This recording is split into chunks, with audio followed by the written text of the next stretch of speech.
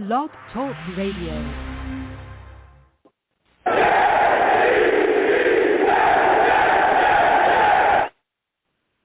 What's going on, folks? It's your boy Long Beach Joe, and I am back at it again.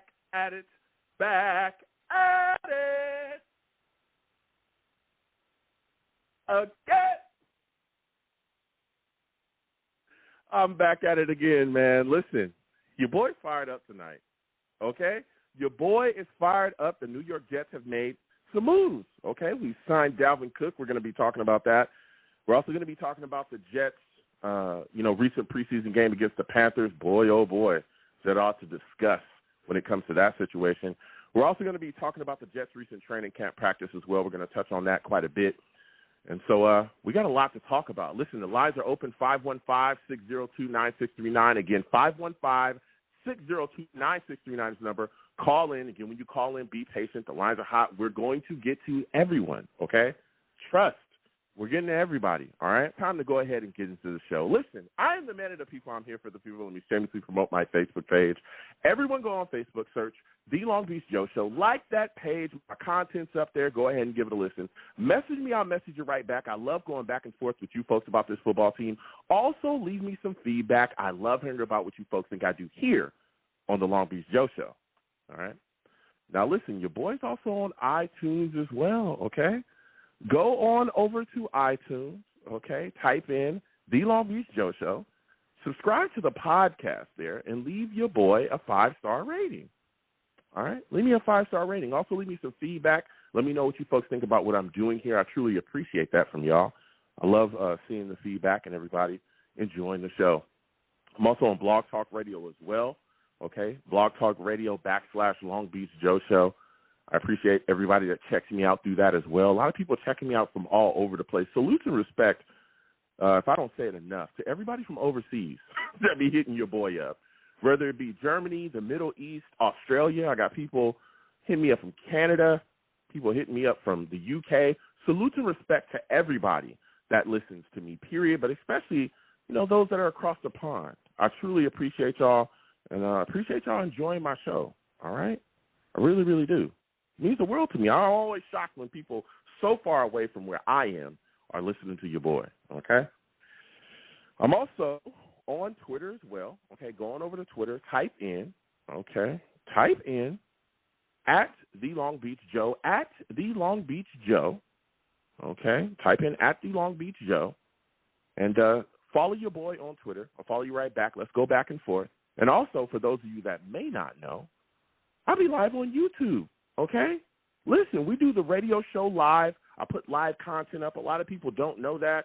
And they'll listen to the show, and then they'll run into my YouTube, okay, and be like, whoa, Joe, I didn't know that you was live. I didn't know that we had all these things moving and shaking, things going on, stuff happening. I'm shocked. I was like, yeah, your boy goes live. We go live for every show, and we have a lot of fun. The ladies is like, Joe, listen, you look good, baby. We didn't know that you looked that good. We enjoyed listening to the show, enjoyed the takes, but we didn't know that you were so handsome. And I always say, thank you, ladies. Thank you so much. I appreciate you. I'm not an arrogant guy. I just work with what I have, you know what I'm saying? But I appreciate all the love. So for those of you that may not know, okay, come on over to YouTube, okay? Type in Long Beach Joe Jets, Long Beach Joe Jets on YouTube, okay? Go ahead and subscribe. Hit that notification bell so when I post content, you'll be in the know. Also, give the videos a thumbs up. Share them across your social media with your friends and your family. But just know that when you come over here and we're doing these lives, you're going to have to meet the savages. That's my chat. I call my chat the savages. You want to know why? Bro, they savage.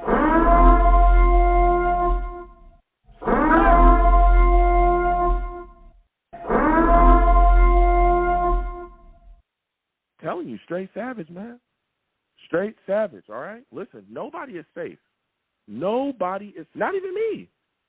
If they don't like your take, they're going to let you know, okay? They're going to let you know. So when you come on by, get involved with them. They go back and forth. And, again, savages, salutes and respect to you. We will come to y'all throughout the show. Put your comments, put your questions in there as well. We'll come to you folks in between the calls. Keep in mind, I'm one man, though. Okay, I'm one man. but I will come to y'all, and I appreciate all the savages in the chat. GM, Jets, Mess, I see you. What's going on? Dakota, Christopher Phillips, salutes. All right? I see y'all. And now it's time to get into it, okay? We got a lot to discuss. I'm going to go as quickly as possible. Again, everybody, 515-602-9639 is the number. The lines are open when you call in, new callers. Be patient. We will get to everybody. I just got to quickly cover these topics, and then we're going to get to the lines. And I want to hear from y'all folks because there's so much going on right now with the New York Jets and everything that's happening. So for those of you that may not know or have been under a rock, the New York Jets has signed Dalvin Cook. Oh, yeah. It's official. It's official. Dalvin Cook is a New York Jet, all right? Dalvin Cook signed with the Jets for $8.6 million. That's what the deal is up to, and it's a one-year deal, all right? Now, here's the deal. When I heard about this situation, I was like, okay, awesome. It's a great addition. You know, he's a guy, he's a playmaker. He's a dynamic weapon here. He can come here and do a lot of different things for us, right? Still a solid running back. Of course, we know that he's coming off of that shoulder surgery. Still a little bit of time. He's trying to heal up from that still. I think he's like a couple weeks away, maybe a week away or something like that from healing up from that surgery. And so, you know, this is a good deal for the New York Jets offense, gives us another weapon. Also, when you look at this deal as well, it's no long-term commitment there, okay? It's a one-year deal. We're continuing to move forward. And what this does for the Jets is it really allows them to allow Brees to really just work himself back in slowly, okay? I know that there's a lot of talk about Brees, and we'll be getting into that just a second when we speak about the Jets training camp practice. But when you look at the situation with Brees' knee, right, you got to wonder, hey, do you want to push this kid out there, you know, week one if he's not really ready? I don't want to see him on that field until he's 100% ready to go. And even then, coming back from an ACL is tough, okay? It's tough. And I get into it with a lot of Jets fans, okay? I've gone back and forth. I truly enjoy the banter. I love the discussion, all right? I love to go back and forth, having the mental joust. But here's the deal, all right? Everybody throws out, well, Adrian Peterson did it. Whoa, stop, okay? Not everybody is Adrian Peterson, okay? Let's slow down, all right? Different people's bodies react differently to different injuries, okay? And so when I look at it, I do not want to see Brees put out on that field until he's 100% ready to go and ready to allow things to happen. Now, also, when you look at it, even if he's ready just to get out there, is he really ready to carry the load? That's something else I think the New York Jets are looking at, okay? So with Dalvin Cook now here, listen, Cook, Carter, Izzy, that's going to be a deadly trio. And, again, we'll see how many backs they keep. You know, Bam, we saw flashes from him last season as well. He's been looking pretty solid in camp too. That's a deadly backfield. And, again, when Brees is fully ready and ready to go, boy, oh, boy, you put Brees into that mix, that running back rotation is monstrous. So Dalvin Cook is here. You know, and we're going to be discussing that tonight as well. I'm excited about it. I know that there were some Jets fans talking about, it's an overpay, $8.6 million. Stop. I don't have a problem with it. It's a one-year deal. After this year, he's off the books. It's going to be said and done, okay? But we'll be discussing that tonight because there were some Jets fans that I talked to that did not like the signing, okay? Now I want to talk to you folks about Jets Panthers, okay? We're going to give a little recap here, all right? Now, I want to start with the Jets offense. Listen, Zach Wilson was very solid in this game. And I really like some of the things that I saw out of him. He got the ball out of his hands quickly, a lot of quick decision-making as well. And that was one of the things that impressed me the most because what do we know about Zach, or what did we know about Zach? That one of his biggest issues last season was figuring out where to go with the football lickety-split. He was holding on to the ball way too darn long last season, way too long, right? He wasn't recognizing what the defenses were doing or what they were trying to do against him, and that would often cause problems. Balls would come out late behind guys all over the place, right? Well, in this game against the Panthers, he was getting out of quickly. Quick decision-making, immediate stuff. He was dropped back. Oh, I'm letting the ball go. Oh, I'm finding Michael Carter. Oh, I'm finding C.J. Uzomah. Oh, I'm finding Kenny Yeboah. I'm getting rid of this thing as soon as possible.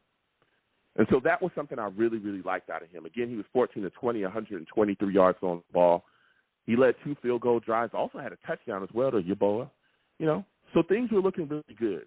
And this was a nice show of growth, okay? You can clearly see that Aaron Rodgers is having quite an impression on him.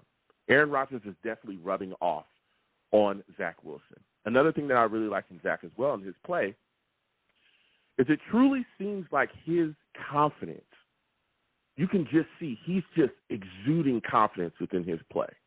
He's so sure of himself. He's so sure of himself in his play within the scheme. He's so sure of what to do that he's not even thinking. He's going out there, dissecting what's happening and letting it go. And that's big as well because what was one of the biggest issues with Zach last year as well was that he was extremely unconfident. He looked like a beaten man last year. And they talked about it. Even Sulla talked about it, how his confidence was just shot. He was so just all over the place. He didn't know what to do. He looked mentally broken. Last season, it looked like if Zach could just crawl into a hole and go back to a regular life and no one ever remembered that he played football, he would have done it.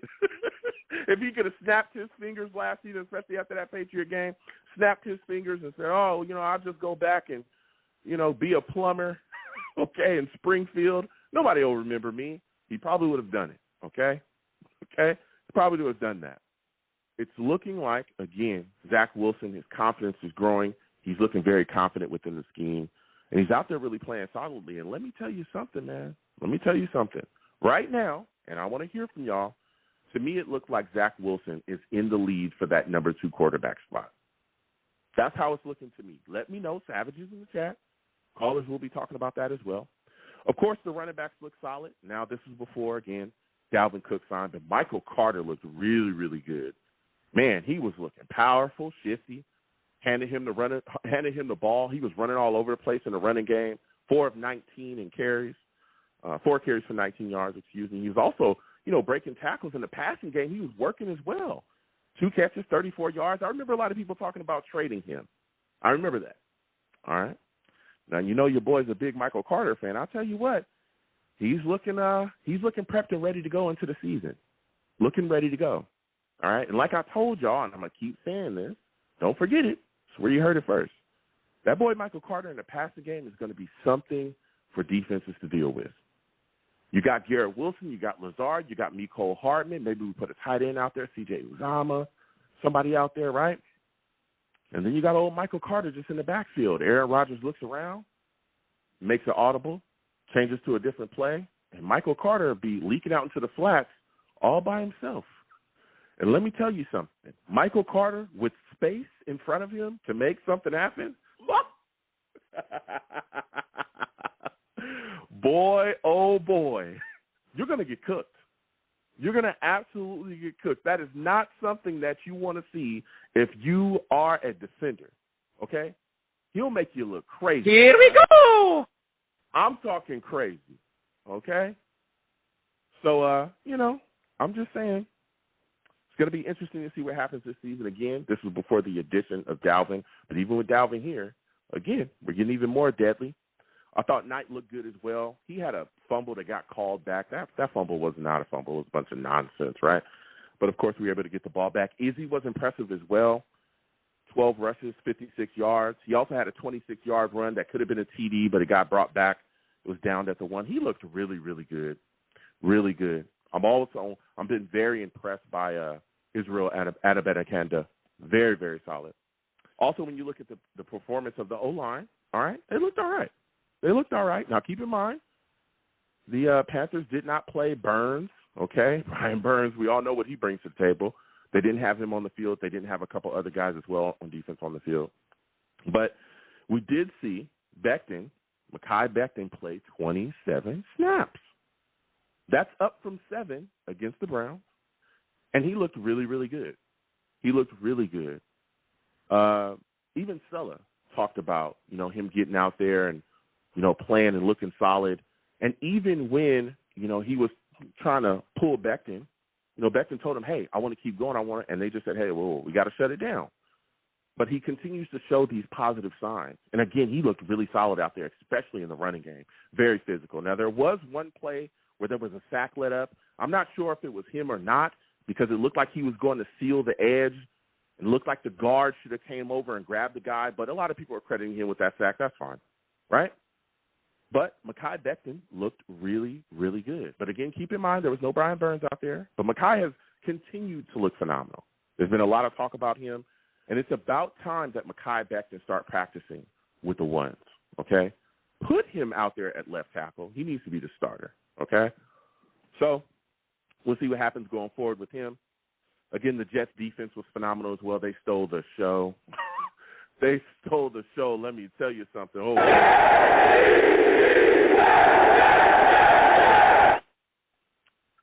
man. I would not want to be, okay, I would not want to be an opposing quarterback facing the Jets' defense. That is not a space that I would want to be in, all right? No, thank you. No, thank you, okay? This Jets front four was just absolutely dominating, wreaking havoc up front, causing all types of problems, okay? Now, keep in mind, okay, the Jets didn't even have all of, like, their all their starting pass rushers in, all their starting defensive linemen. No Quentin Williams, no Carl Lawson. We can keep going. We didn't have all of our guys out there. But the guys that we did have out there, now, again, they were playing against the Panthers' starting offensive line. They were completely dominating them. One of the guys that just showed up and showed out, boy, oh boy, was Jermaine Johnson. My God. I told y'all, bro, that boy Jermaine Johnson is taking the next step this year. He is unbelievable. I'm talking about putting the moves on, people getting around. He hit Bryce Young, rookie quarterback with the Panthers. That kid is talented. He's going to be solid in this league. He hit Bryce Young with a shot that put him on his keister, okay? Put him right on his keister. Welcome to the NFL, rookie, all right? But our defensive front mauled the Panthers' offensive line and mauled Young and Corral as well, the other quarterback they have, pretty much all night long, all right? Jermaine Johnson did his business. Huff looked solid out there. Will McDonald continues to show explosive ability. He plays so physical and he's so fast. He had a sack as well on the night. I'm really excited to see that kid. Oh, man, he's going to be something else to deal with this upcoming season. Quentin Jefferson, again, a guy that we just recently signed. I don't feel he's talked about enough. He looked really good. He got himself a sack out there. Hector, a defensive lineman we just, brought into the building. He got a sack too. I mean, these guys were just all over the place against the Panthers. The Jets' defensive line went stupid, okay? Went stupid against the Panthers' offensive line, and it was a beauty to see. Because pass rush matters in this league. We're talking about winning the Super Bowl. Right now it goes through Kansas City, okay? If you cannot chase Patrick Mahomes down, if you can't get some rush on Patrick Mahomes and take care of business, you're going to lose. You're going to lose. And we can do that. And not sending blitzes. We can get pressure with our front four. And never mind just Patrick Mahomes. What about all the other myriad of great quarterbacks we have in the AFC, right? Deshaun Watson, Herbert, all these guys. Lamar Jackson, Josh Allen. We can keep going on with the names, okay? We have to be able to get after the quarterback in the NFL. You have to be able to get after the quarterback if you want to ascend in this league, okay? And this Jets pass rushing group is deep. Keep in mind, the Eagles, 70 sacks. Second to that was the Kansas City Chiefs. I believe they had 55. There's no wonder that those teams have been in Super Bowls recently. All right? No wonders. But we're going to be talking about that tonight. Now, my final, before I get to my final statement, our special teams look good as well. Greg Zuerlein continues to impress. He looks like he's ready for the season. He was 2 of 2. Longest field goal is 47 yards. That matters because special teams can win you games. Patriots won Super Bowls. We know. We watched it. Vinatieri, he was kicking rings all over the place, right? And we also know the New York Jets have struggled, particularly at the kicker position, for years. Once we let Jason Myers out the door, it's been a mess. It's been a mess. Okay? Also, Morstead was very solid with the punting, and I was really impressed as well with Gibson. that guy continues to put some quality returns together, okay? It's going to be very interesting to see what happens going forward with him attempting to make the roster if that's something that actually gets him a spot. Now you look at the New York Jets training camp practice today. It's the final thing we're going to talk about. We're going to get to the lines next. 515-602-9639. 515-602-9639 is the number. Call in. Again, callers, hold on. New callers, be patient. We'll get to everybody. Trust. Going to go through this in just like 2 minutes. Now today, listen, start with the offense. It was rough. Aaron Rodgers had a rough day today, all right?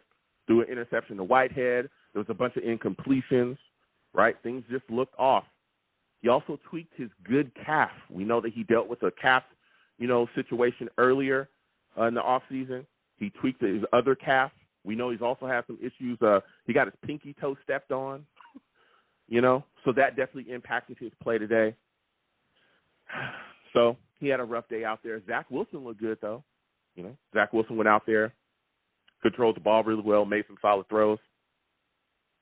You look at the running back situation. For those of you that may not know, Breece Hall, he's been activated off the pup.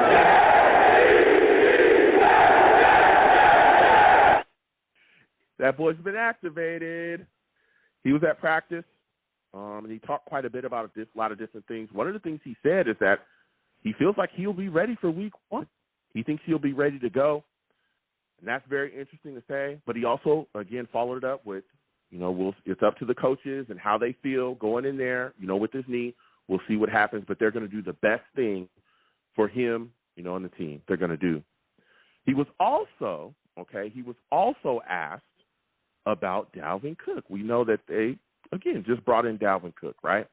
He was asked about Dalvin Cook, and he gave an amazing, very mature response. And I want you folks to hear what Breece had to say when asked about Dalvin Cook coming into the New York Jets and if it would diminish the role of Breece Hall. Here's what Dalvin had to say.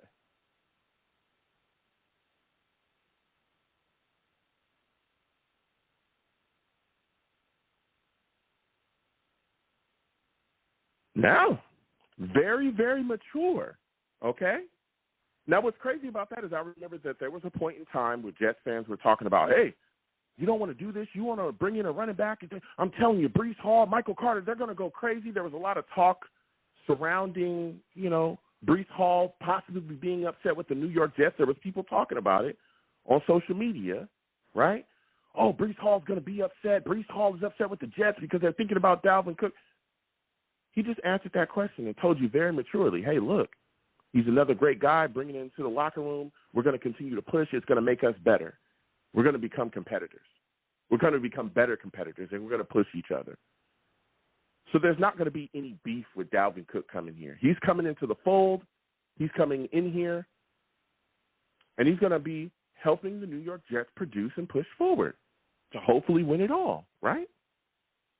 So that kind of put that to bed. Michael Carter also, gave a very mature response as well to the situation. And he also said, hey,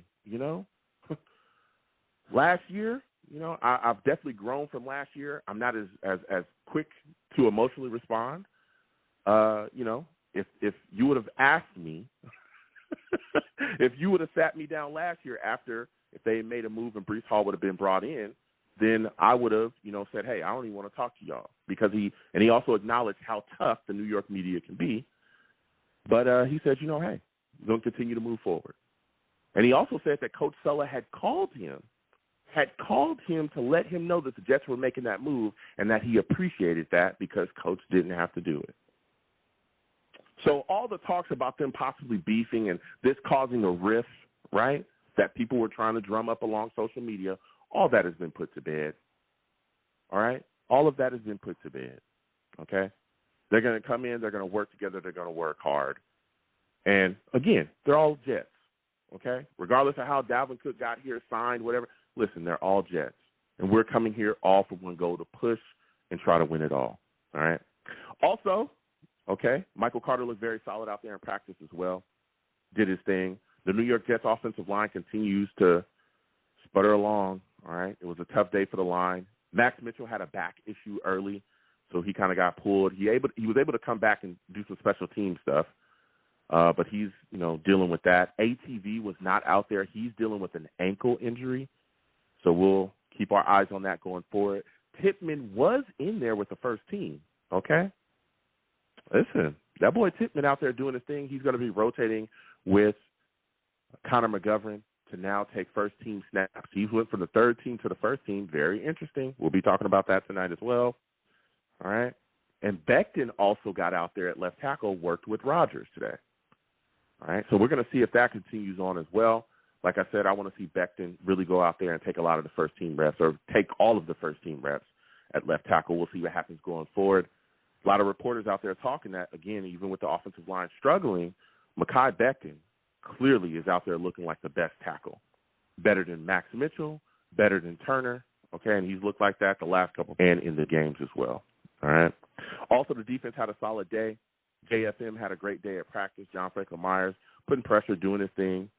Quincy Williams and Michael Carter, the second as well, they made plays too. And, of course, we talked about Whitehead having that interception. So we're going to get to these lines again. 515-602-9639.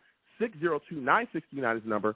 Call in. We're taking our callers. I can talk all day, but I don't want to. I want to talk to the people. I want to get to y'all. The lines are hot, okay? Again, be patient. We're going to get to everybody. Trust, okay? Chris, we were going to come to you. Call back in, Chris. We'll get to you. All right, listen, wherever you're watching me from, please give the stream a thumbs up. Subscribe to the channel if you haven't subscribed already, and hit that notification bell so when I post content, you will be in the know, okay? For those of you that are new to my content, please do not call into my show unless you have a good signal so I'll be able to hear you. Also, when you call in, just know there is no cursing on my show. Don't call into my show cursing, all right, because I get you out of here fast. I'm talking fast. Faster than I got Jamal Adams out of here. That was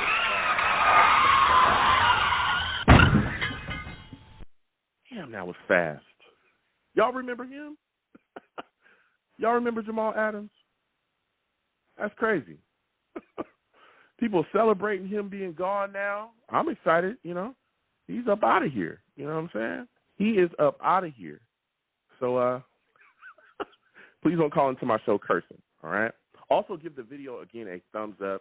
If you want to hit the super chat, it's greatly appreciated. You want to hit the Cash App, that's greatly appreciated as well. So we'll get to these calls again. 515-602-9639. 515-602-9639 is the number.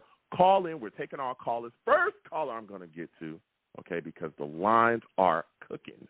All right, they are cooking. I'm going to get to my guy, Jason. Jason, I'm coming directly to you. 973 will come to you. 718 will come to you as well. But we got to get to Jason. Listen, Jason, salutes. I want to thank you for calling in. For those of you that do not know Jason, he's a savage, man.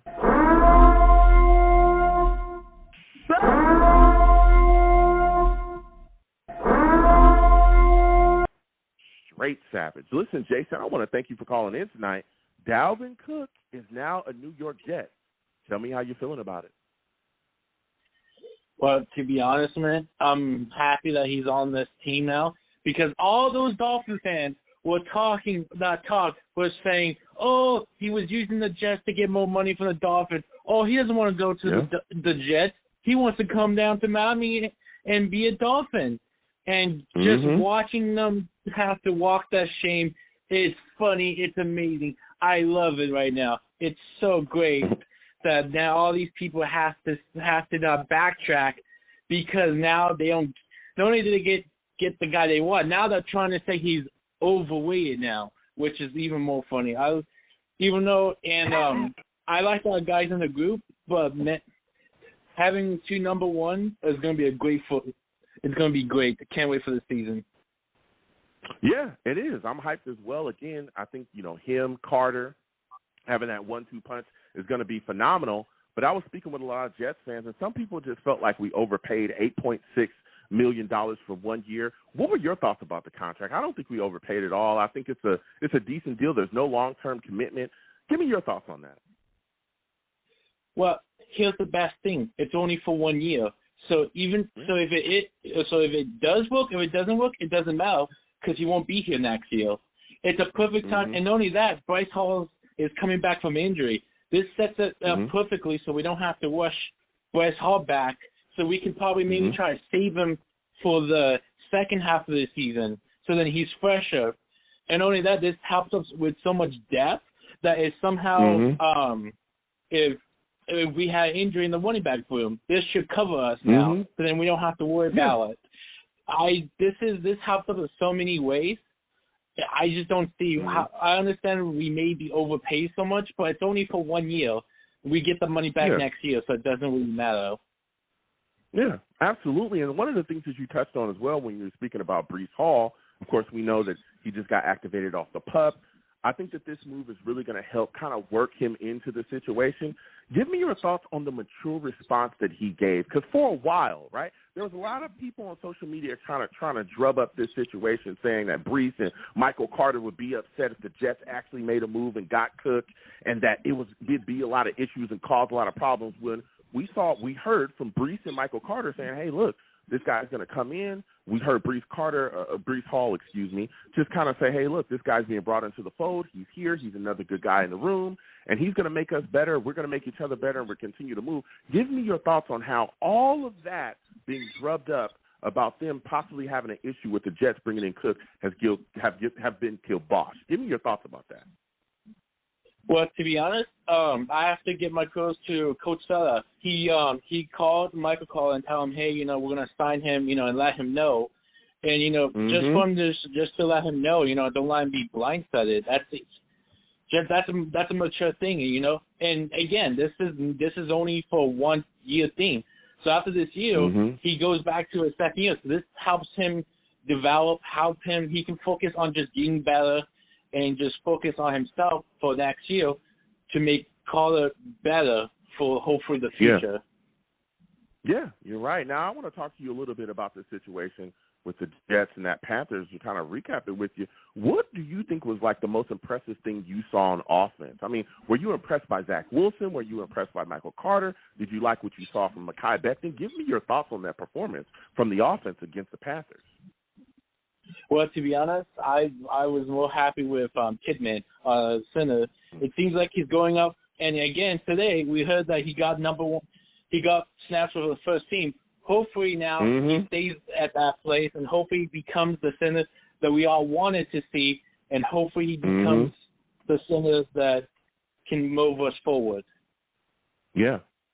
I mean, I'm excited for him as well. I thought he did some good things, but what are your thoughts about Zach Wilson and the confidence that we saw him play with? He was getting the ball out of his hands so quickly. How did you feel about what he was able to do against the Panthers?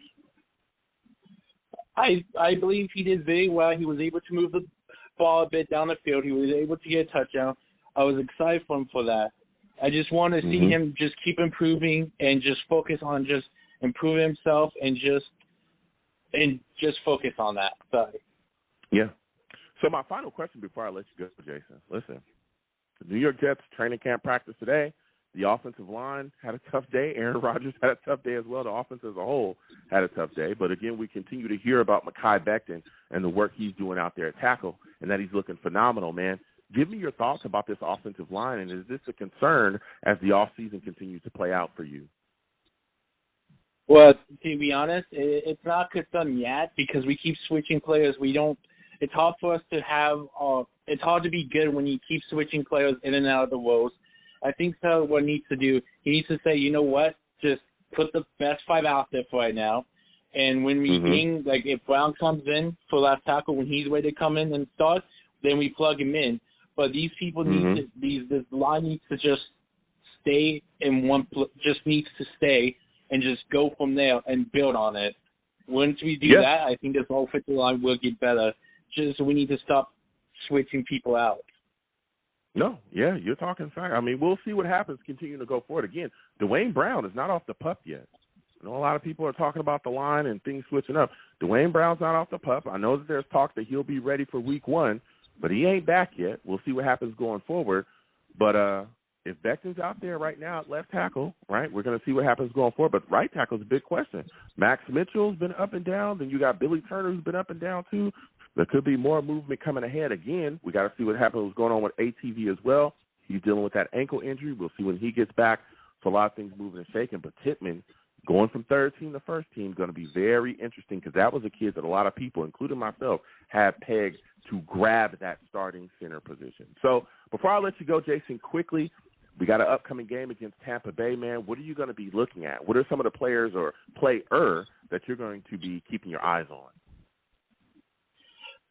I'd just be focusing on this D-line, how it's going to be decimated. We just saw it in Panthers, how they just almost killed the QB. But just to be able to look at our O-line and see how they do against this new team defensive line, and hopefully they can do better. Yeah, I hope they do. Listen, they were phenomenal against the Panthers. Listen, Jason, I got to slide off. I got other callers. Next time I have a show, I want you to call in, all right? I love talking to you. Will do, man. Jet up. Let's go. Absolutely. Let's get it.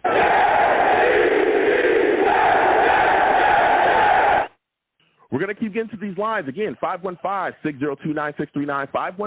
515-602-9639 is the number. Call in. We're taking all callers. Again, if you're watching me, no matter where you're watching me from, please subscribe. Hit that notification bell so when I post content, you'll be in the know. Also, hit that notification bell so that when I post content, you'll be in the know. Also, give the stream a thumbs up and share it across social media with your friends and your family.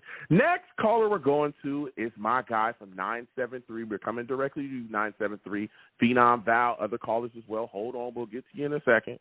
973, we're coming directly to you. Salutes to you, my friend. I want to thank you for calling in tonight.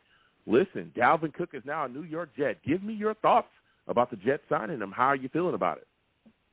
Good move right there. I mean, we can use that. I think it'll be missing. I'm not too sold still yet on, of course, Wilson. I mean, he worries me a bit. And to be honest, are from you last talking season, about Zach Wilson? Yes. Okay. I'm still worried about him. But with Cook, of course. I think maybe that's I think what we're seeing from Zach Wilson so far, right? And again, Dalvin Cook being brought into the building, I think is phenomenal. But Zach Wilson, what we're seeing out of him so far, and again, this is just preseason, he's looking like a guy that's working on taking that next step. What we saw from Zach in the last game, quickly getting the ball out of his hands, making quick decisions, he's gaining that confidence. He's a guy that's working himself back into the situation. So, of course, we all know that as long as Aaron Rodgers is here, Zach Wilson will be in the back seat. But at some point, right, when Aaron Rodgers is gone, I think the Jets are going to give him a chance to get back into that driver's seat and see what he brings to the table. And even Aaron Rodgers himself has talked about how, hey, I'm here to help this young kid along. So I think that's what it's about. But continue to go along. Give me your thoughts about Zach Wilson. I mean, Zach, he's kind of injury prone. And, if it wasn't for that, maybe he would have had, a better year last year. When he got injured, that our hopes came crashing down. If you're going to have somebody back him up, you have to go with Mike White. Because chances are I think he is going to get hurt again. Well, listen, last offseason when he did get hurt in the preseason, but Mike White is gone. He's now a Miami Dolphin. But they did bring in Tim Boyle, a guy that's extremely knowledgeable about the situation, work with Aaron Rodgers with the Packers, and also work with Nathaniel Hackett.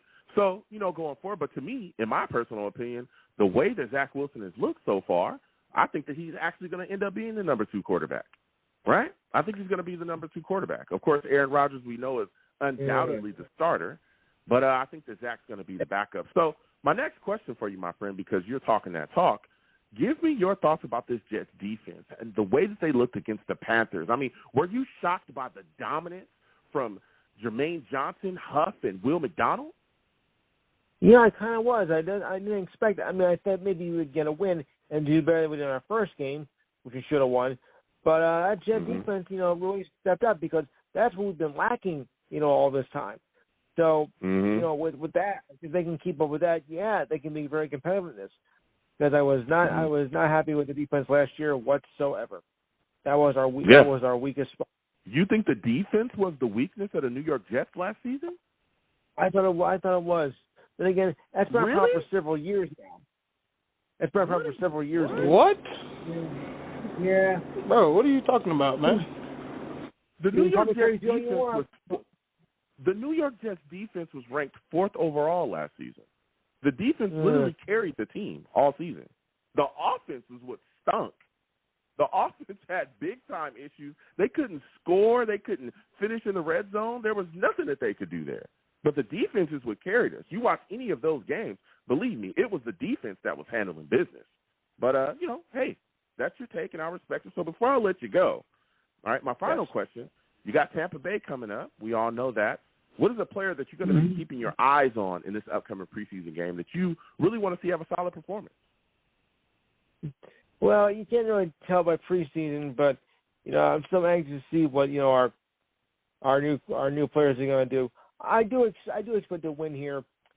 This Tampa's not the same thing since TB12, of course. So I'm thinking it's going to be a very hard-fought game. I think we're still going to get a win here. And like I said, if the defense holds up, it's going to be an interesting game and a very interesting season at that. Okay, listen, I want to thank you for calling in. It was phenomenal to speak with you.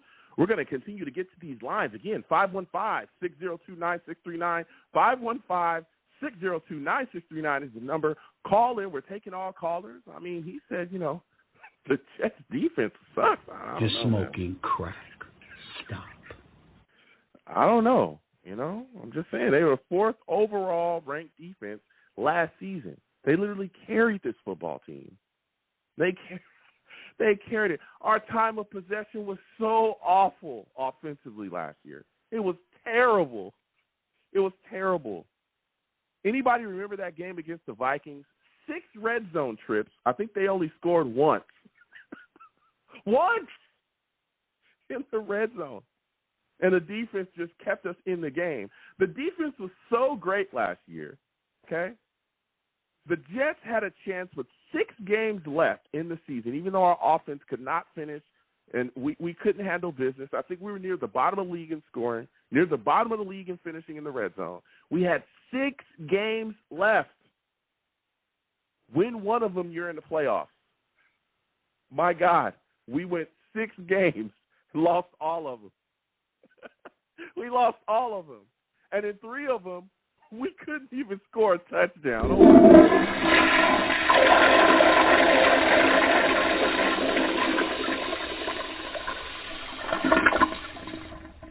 I'm sorry, I'm going to flush it. All right? I got to flush that. We got to step it up. And that's why getting Aaron Rodgers in this building is so extremely important, right? Because with A-Rod in here, we're going to be up in a lot of these games. I personally believe it happens. We're going to get back to these lines again. 515-602-9639. 515-602-9639 is the number. Call in next. We're going to go to Phenom, okay? Phenom, we're coming directly to you. Chris, Val, 631 will come to y'all, my new callers. Be patient. Trust we will get to you, okay? We're going to go to Phenom, all right? But before we let Phenom get going, okay, just know, Phenom, savage.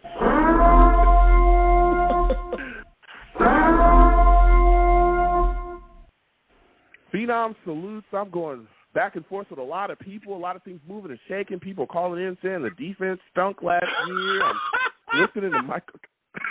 Can you believe that? Hey, Joe, how's the summer? How's the summer? It's been wonderful. It's been wonderful where come on, man. This is like Christmas in August. Are you kidding me? I've been doing my due diligence. I've been out to training camp. Wonderful experience. Defensive line looked good. Offensive line was a work in progress, as we all know. But this season, we have to trust our eyes.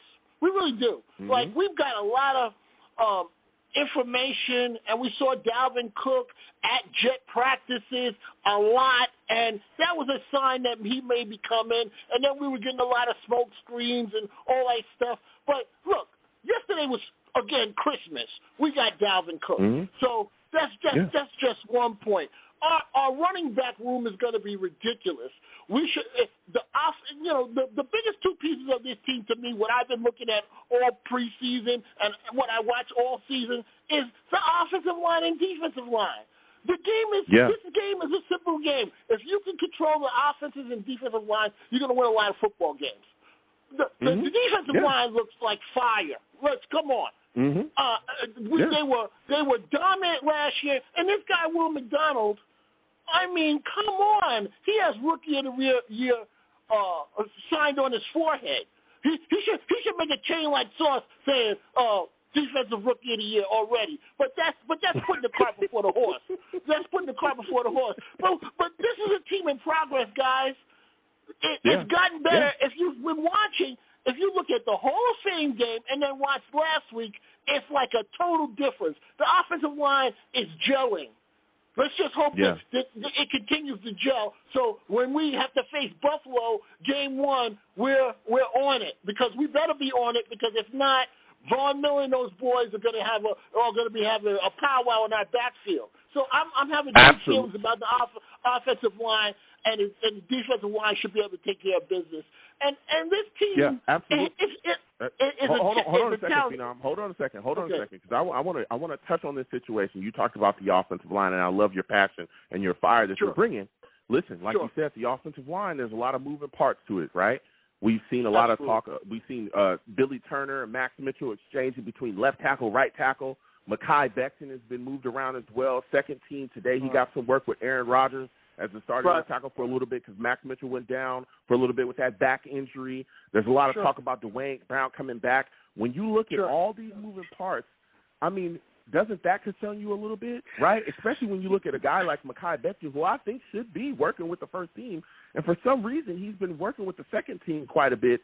I mean, where do you think that he plays into factoring about making this offensive line better? Do you think that Mekhi Becton could be the answer for the New York Jets at left tackle? Of course. But, Joe, this is August 15th, right? Yeah. This is August 15th. Everything will be revealed in time to us. We know our offensive line was in shambles last year. Guys were missing. Guys are not – there's some bumps and bruises, but nobody is out yet. Everybody is available. You know, hopefully pretty soon Dwayne Brown will be back. So let's chill and relax on that, because – we'll know the answer to that game 1 going in. We'll understand what our offensive line looks like. This is a puzzle being put together. The puzzle ain't complete yet. We haven't seen this yet. And if you're a Jet fan, you have to be feeling very confident about what our team looks like, in the division, in the conference, and in just the totality of the NFL. The Jets have been the talk of the football world all off season, and we will continue to be as long as we win. I hate to use the Raiders phrase, but it's just win and just keep on growing. The Jets schedule is a monster. We understand our first 5 games are tough. It's going to show something about this team. So I'm just sitting back and enjoying this ride. Is there going to be some turbulence? Of course. This team has to hit some adversity. How it responds to adversity will be a sign of how good this team, or hopefully how good this team will be. Let's keep it on the positive side. So I've been a Jet fan. This is as good as it gets. Really? No, listen. Really. Offensive, defense, and special teams.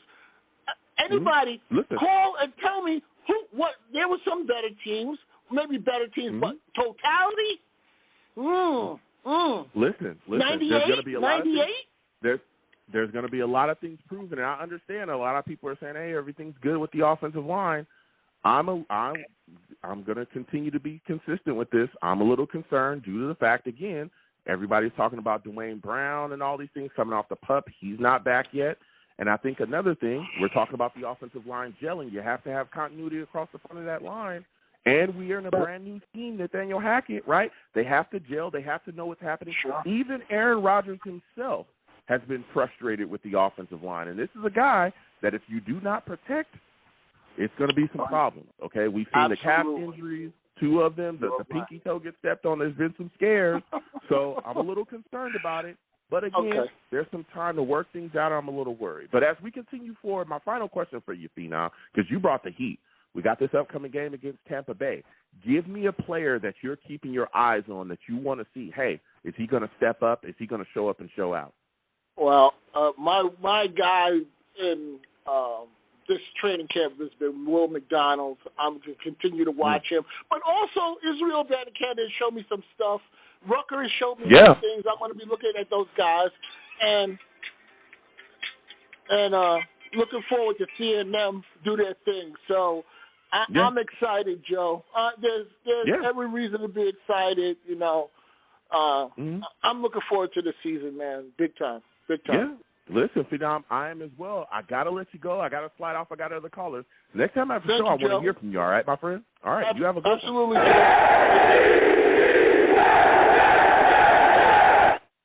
one. Listen, we're going to keep getting to these lines. Again, 515-602-9639. 515-602-9639 is number. Call in. We're taking all callers. Again, when you call in, please be patient. We will get to everybody, okay? Next, we're going to go to my guy, Chris. Chris, we're coming directly to you. Val, Rusty, hold on a second. We'll come to y'all in a second. New callers, be patient, okay? Listen, for those of you that do not know, Chris, he's a savage.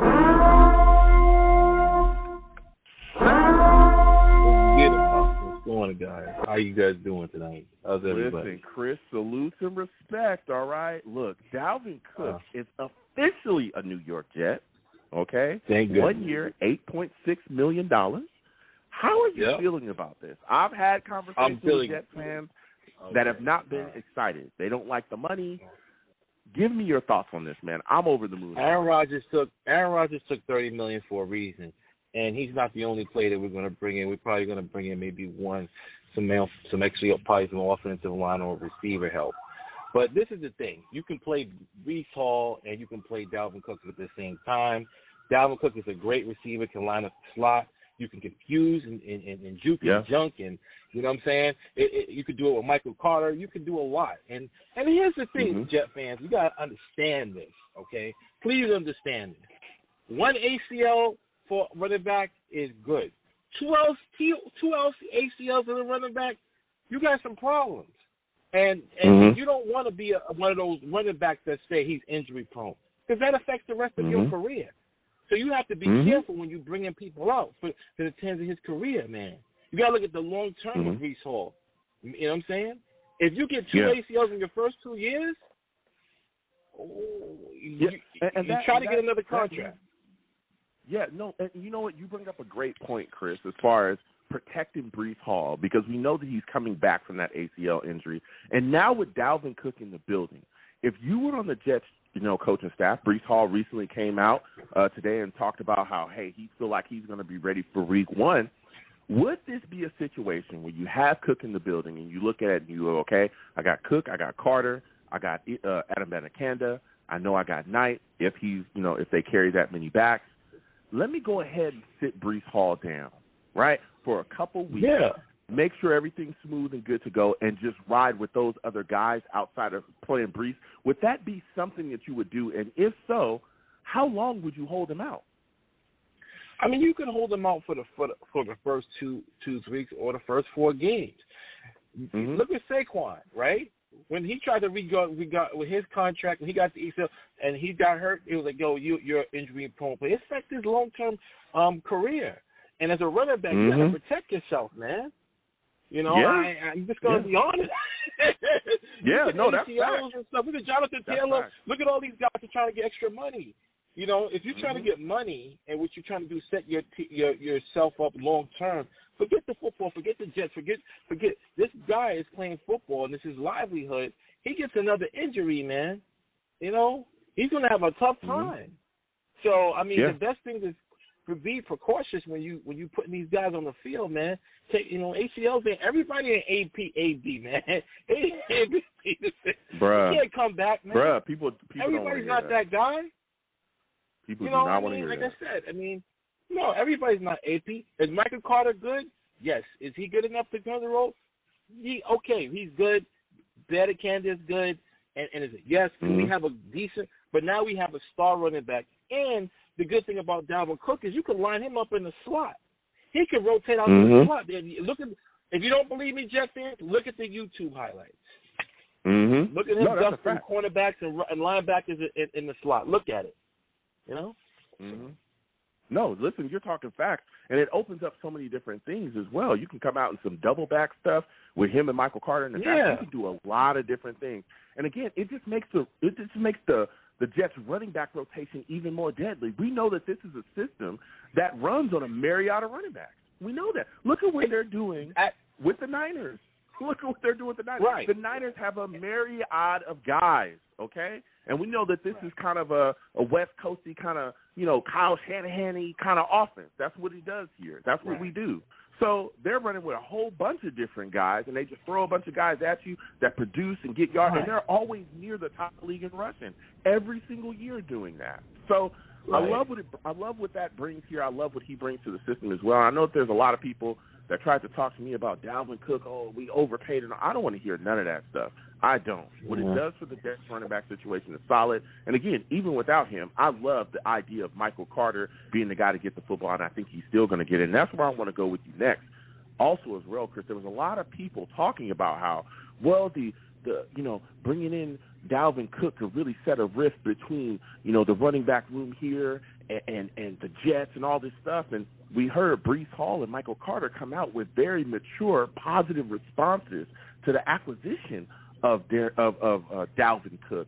Give me your thoughts on the level of maturity that we're seeing out of these two young running backs with Hall and Carter, and just how they embraced Cook within the Jets facility now. Look.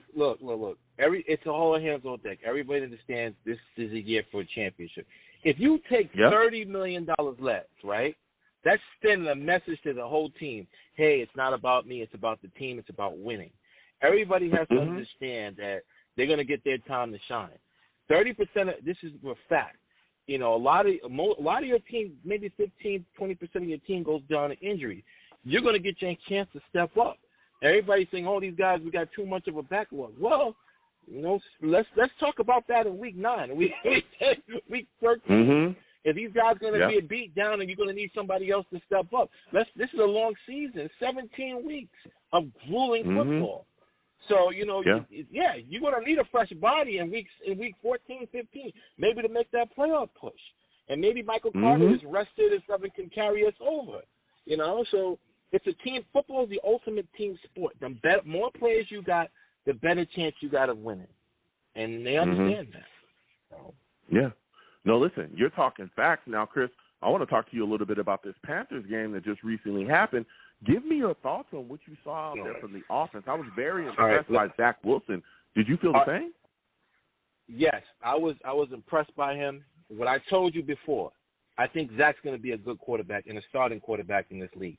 It's the same thing when I'll go to you're in Long Beach. I'm out here in the East Coast. I'm a Knicks fan. When you bring in the offense, when Phil Jackson tried to bring in the triangle offense, it didn't work. That offense was not suited for Jack Wilson. This offense is. And the reason why it's so good for Aaron Rodgers because him and Daniel Hackett designed it. They designed the system, and the more Zach Wilson, that's why he's comfortable in the system. You see him, I see him much come. Like, wow, Zach's not running around throwing the ball. He knows what to do. Because he's comfortable in the system, and it highlights his attributes and hides his weaknesses. Do you think we can put Lamar Jackson in some system? No, he probably wouldn't do it as well. So I mean, the system has to fit the quarterback. Okay, and, that's why Trevor Lawrence is doing good because that system fits him. Yeah. No, yeah. Listen, I'm telling you what. I think Nathaniel Hackett being brought in, and again, Aaron Rodgers, Tim Boyle, I think that is doing a world of difference for Zach Wilson. For whatever reason, Mike LaFleur just couldn't reach him. But again, the work that Nathaniel Hackett, a lot of people don't talk about this, and I always talk about it.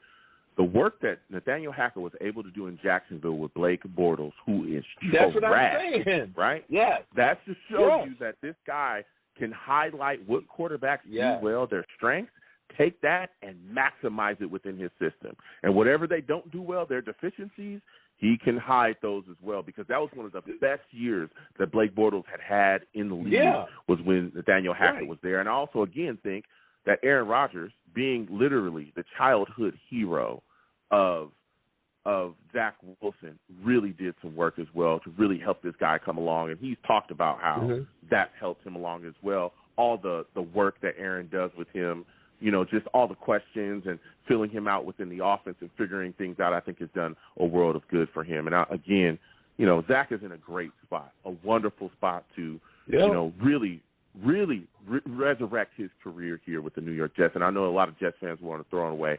I didn't want to be like that. But my next question for you, man, this Jets defensive front was phenomenal. I'm talking about phenomenal. Okay. Give me your thoughts on this quickly, man, about we have how the best defense in the NFL. It was. We have the best defense in the NFL. Do you want to hear that from me? Oh, wow. We have the best defense in the NFL. Hold on. Chris talking that talk.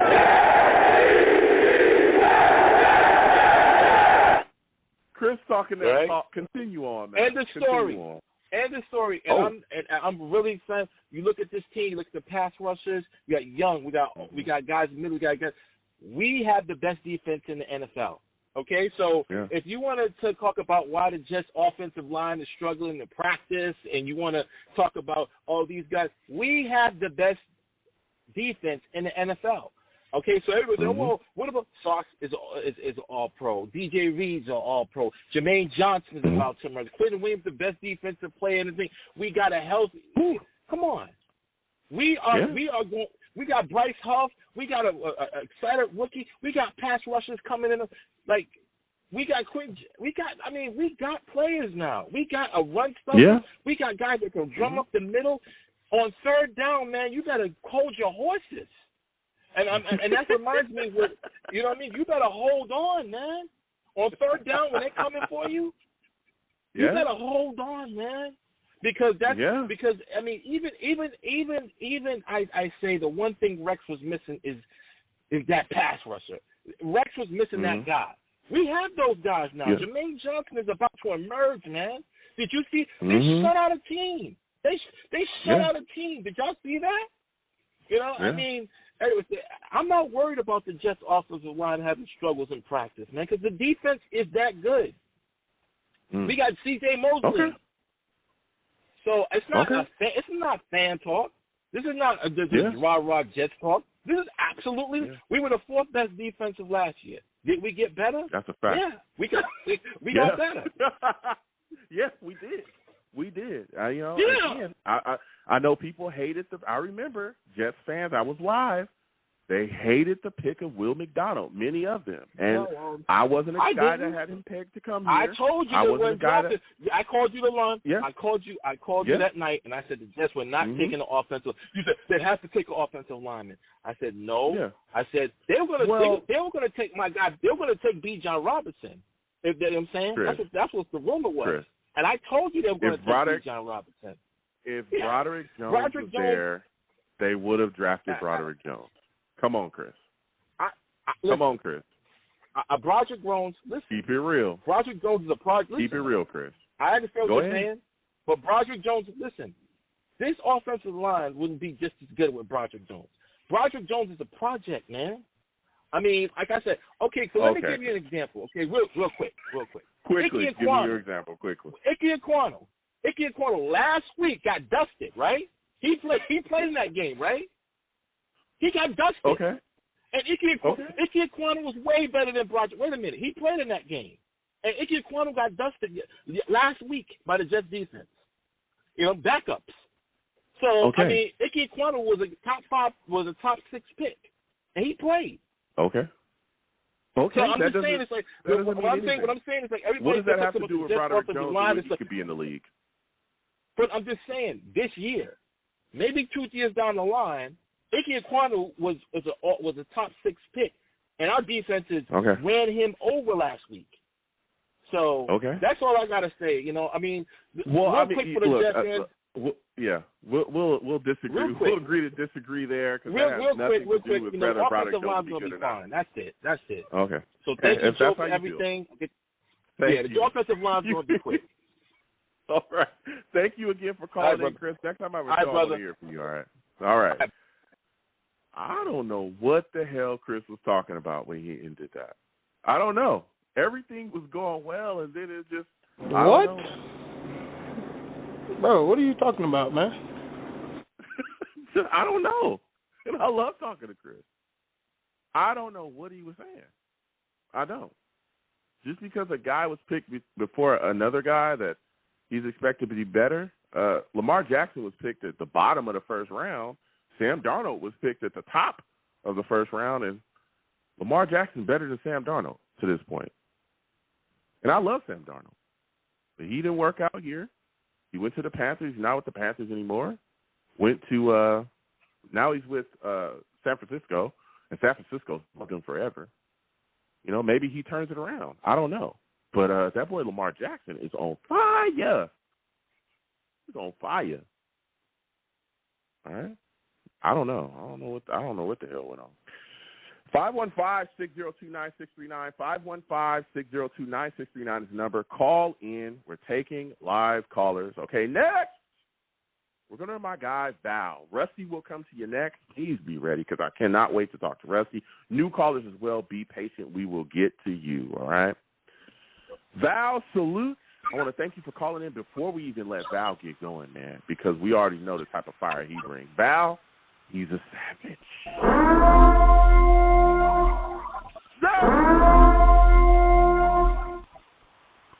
Val, salutes, man. Dalvin Cook is officially a New York Jet signed with us, man. How are you feeling about it? Man. Woo! Man, listen, Jets fans. We deserve this. Forget about the money. Forget about the cap. Yes, I understand certain people, you know, they're not happy about the cap. But listen, we are trying to go to the Super Bowl. We are not trying to, you know, hope this person is going to show up. We for sure have some ball players.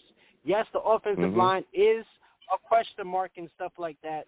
And we might touch on this and stuff. But listen, we've been through the Adam Gase era. We've been through the Todd Bowles era. I mean, it wasn't too bad, but it was bad at the same time. But we got a lot of blowouts. We've been through a lot, Jets fans. Yeah. We finally turned the New York Jets into a free agent of destinations for free agents to come. We finally made it. We made it to this point. We are actually trying to win and try to get to the Super Bowl. We're not messing around. We're not.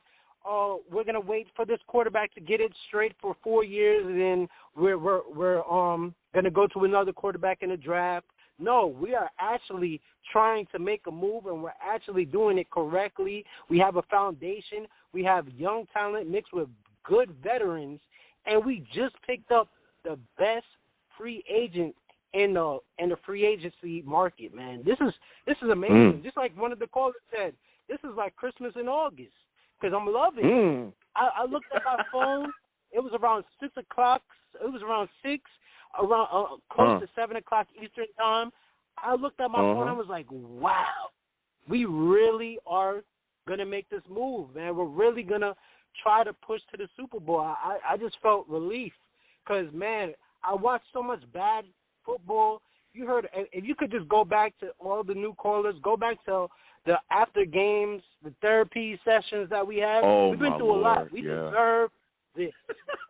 And if you want to take one in particular, look at the New England Patriots game, and best believe you're going to hear a lot. You're going to hear a lot of frustration, anger, and now you hear our voices. It's like the clouds, like how we got Robert Saleh. The clouds are starting to come. Clouds are starting to clear up, but now. Oh, man. It's just a bright, open sky like it's the summertime, man. I'm loving it, man. I'm enjoying it. And, listen, we got to enjoy this, man. Got to enjoy this. No.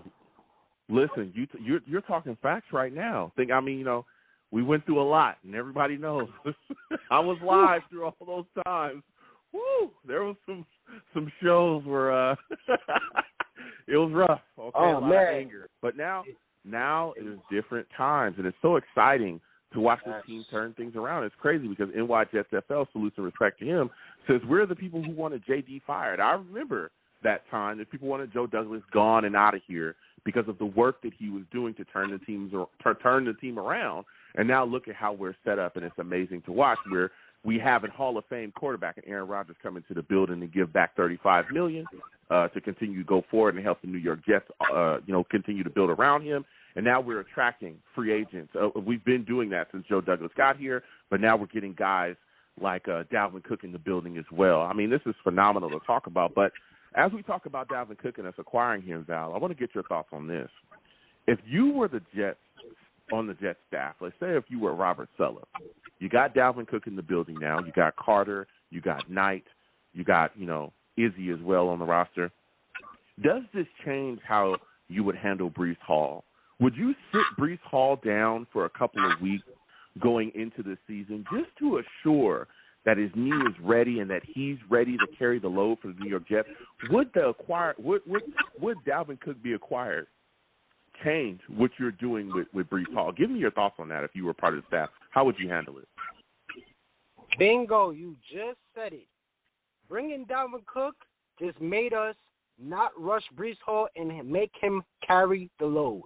We have a 1-2 punch. Everybody's like, oh, yeah, Mike Carter, he's actually playing really good. He's looking a lot more healthier. He's looking more like his rookie season, to be honest with you, because he did really good in that game, even though, it wasn't the starters of the defense and stuff. But, hey, you showed up and you showed out, and he definitely did good. But now we don't have to rush Breece Hall back. He could take a couple of weeks back. We could ease him back into the game. We don't have to make him carry the load. And also, I will also say, man, now we have the 1-2 punch with Dalvin Cook and Michael Carter, and I'm gonna just put it just like that, man. We definitely did a good job with that. No, yeah, it's gonna be phenomenal. I thought Michael Carter. Go ahead. Oh, and you were talking about the roster situation. Bam looked like he might be out. It sucks that it will happen. Sometimes sacrifices got to happen for the better, and I think he might be out. He didn't have too much of a hot game against the Panthers, but listen, it was only 2 games in. I can't really judge him off of that, but I could judge him off of the games that he had previous last year. He was really doing a good job. So wherever he goes, or if he does stick around in the practice squad or anything, which I understand if he won't, because he's very good and he has a lot of talent and he's not trying to waste his years. But, hey, much respect to him. But, listen, this is all about depth. We have depth, and our depth is looking very deep, and that's what I love. Our depth is looking very deep. But, I don't want to take too much time because I want to get to everything. Every question you ask. Listen, you're speaking some facts right there, and it's going to be very interesting to see what the Jets do roster-wise. Again, with Breece Hall still being in that situation where what do they want to do with him and his knee? Is he a guy that they'll look to maybe sit down for the first 4, maybe 5 weeks of the season and just allow him to heal up fully and make sure that his body is truly ready to go? It's going to be interesting to see what the Jets do, and that's going to play into how many running backs they keep as well. So we might see Knight still on the roster going into the season. They might carry, Carter. They might carry all of them. They might carry Breece, Carter, Dalvin Cook, Knight, and Izzy going into the season, maybe sit Breece down for a couple of weeks. It's going to be very interesting to see how they handle that situation. Now, I want to talk to you about this Panthers game, man. You started to touch on it a bit. I was impressed by Zach Wilson, some of the things that he did on the offensive side of the ball. Give me some of the guys on the offensive side of the ball that you were excited about as well. Man, listen, like I said, I'm a tough critic when it comes to if people are saying you're the franchise player and you're the next upcoming person, I'm gonna judge you on everything. I'm gonna be very fair with it. And he actually did a good job. He did okay. He definitely did a decent job. No, I'm not the biggest Zach Wilson fan, but listen, I'm going to give him his credit. He definitely did a good job. It was a little, rusty in the beginning, but then as stuff started flowing, his footwork looks a lot more better. I seen him doing the checkdowns, the passes, the checkdown passes. He got it down clean. He's not throwing over the head of tight ends. He's not throwing it over the head and stuff. He's actually throwing it accurately. He did get a little flashy with the touchdown pass. I was kind of shocked about that. I was like, wait, hold on. I understand you was practicing the no look, with the Aaron Rodgers situation. Don't get too carried away, but hey, whoa. Don't get too carried. You're not Aaron Rodgers now, but hey, you're getting taught by somebody that's actually good. But hey, he's doing a good job, and he did not turn over the ball, which is what we wanted to see. And we did hear some ruffles that he did turn over the ball in practice and stuff, and we might see that on Hard Knocks that he did struggle in practice. But hey, in the game, he looked very good. I can't complain about it. There's more steps. I want to see more. I definitely want to see more. Yeah. And anybody else in the offensive, I would also say he didn't pass it to the wide receivers too much, but I would say Michael Carter, he definitely showed up. He definitely showed out, like I said. spinning and getting to open cuts and stuff, and definitely doing a good job. And and that's about it.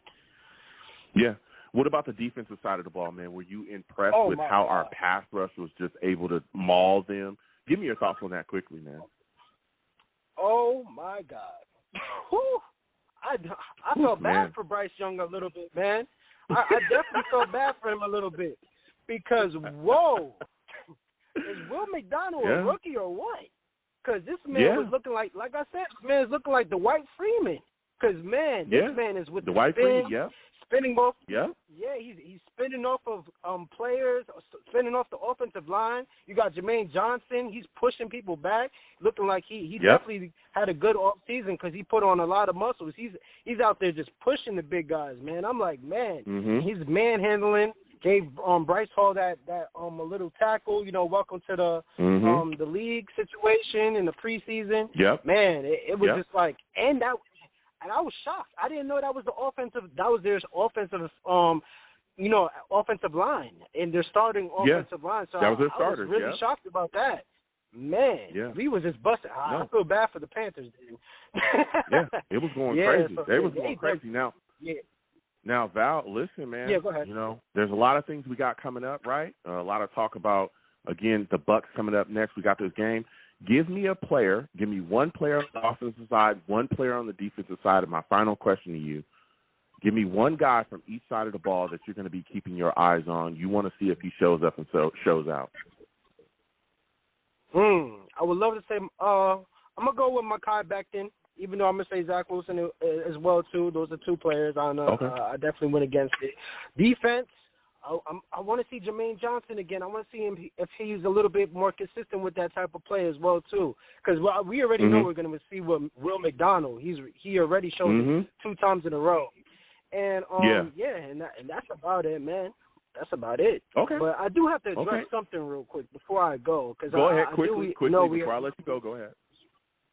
Okay, for sure. And yes, man, I just want to say, even though last year the defense, it wasn't that good at all, even though, you know, we recruited Aaron Rodgers and we recruited Allen Lazard and we recruited Rob Cobb and stuff, man, I'm just like, man, even though this defense wasn't that good, I think we have potential this year, man. You know, it was kind of wild, man. We got the elite. Val is such a troll, bruh. He is such a damn troll. Okay? Like, bro, come on. He's smoking crack. Man. Give Val a smoking crack. Stop. He is such a troll, bruh. Even though he was ranked 4th in the league, man. Even though he was ranked 4th in the league, man. Listen, we still have some issues, man. You know, we had an All-Pro. We had a rookie that went to the first All-Pro and everything, man. First team All-Pro, and then we had C.J. Mosley, top 100. Oh man, this defense is. We got to struggle with this defense, man. It's looking a little, you know. Yeah, Val, man, Joe. Val, listen. I want to thank Val for calling in. Thank you, Val, the master troll. All right, man. Thank Have a good you, one, Val. man. I want to thank you for calling in. Next time I have a show, I want to hear from you, all right? For sure, man. Have a good one. You have a good one. Listen, Val calling in trolling, man. You know, I don't know what that guy earlier was saying that the Jets defense was terrible last year. I don't know. All right, I listen to everybody's perspective. I'll disagree with you. You know, the Jets were 4th overall last year. I don't know what the caller earlier was talking about. Then Val calls in trolling. Always a good time. I want to get back to these lines again. 515-602-9639. 515-602-9639 is the number. Call in. Salute all the savages in the chat. NY Jets FL says, Joe, live streaming on 9/11. I'll let you guys know. Okay, that's in the works, but I got to make sure, for those of you that are listening, we do live games. We do. I got to stop saying that. I know somebody's going to clip that. I have done, live streaming, just interacting with everybody and live game reactions. We have a lot of fun doing that. But that's in the works. I'll let you guys know for sure, though, if I'm going to be able to watch the season opener with y'all. But hopefully I will, and we're going to have a blast. Again, Savages, keep putting your thoughts in the chat. Please, keep going back and forth with me. Salutes to everybody, okay? Dakota says, Michael, this year is a top 5 to 10 defense without a doubt. Listen, the Jets defense is going to be phenomenal this upcoming season. We have pass rush, okay? So we're going to get back to these lines. Again, 515-602-9639. 515-602-9639 is the number. Call in. We're taking all callers again. When you call in, please be patient. Next, we're going to go to 609. Rusty, we will come to you next. 609, we're coming directly to you. All right, 609, you're looking like a new caller. Give me your name, tell me where you're from, and give me your thoughts on the New York Jets signing Dalvin Cook.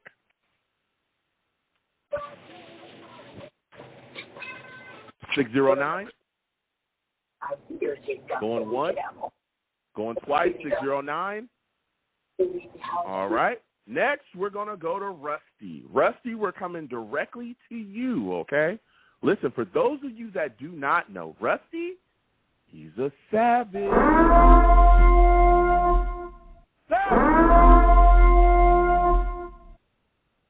Listen, Rusty. Salute Joe and fellow savages. Man, I want to thank you for calling in. Listen here, all right?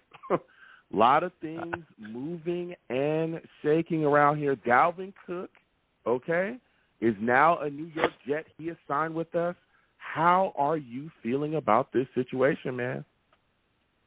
Did John Wick say no to another weapon? It's awesome, man.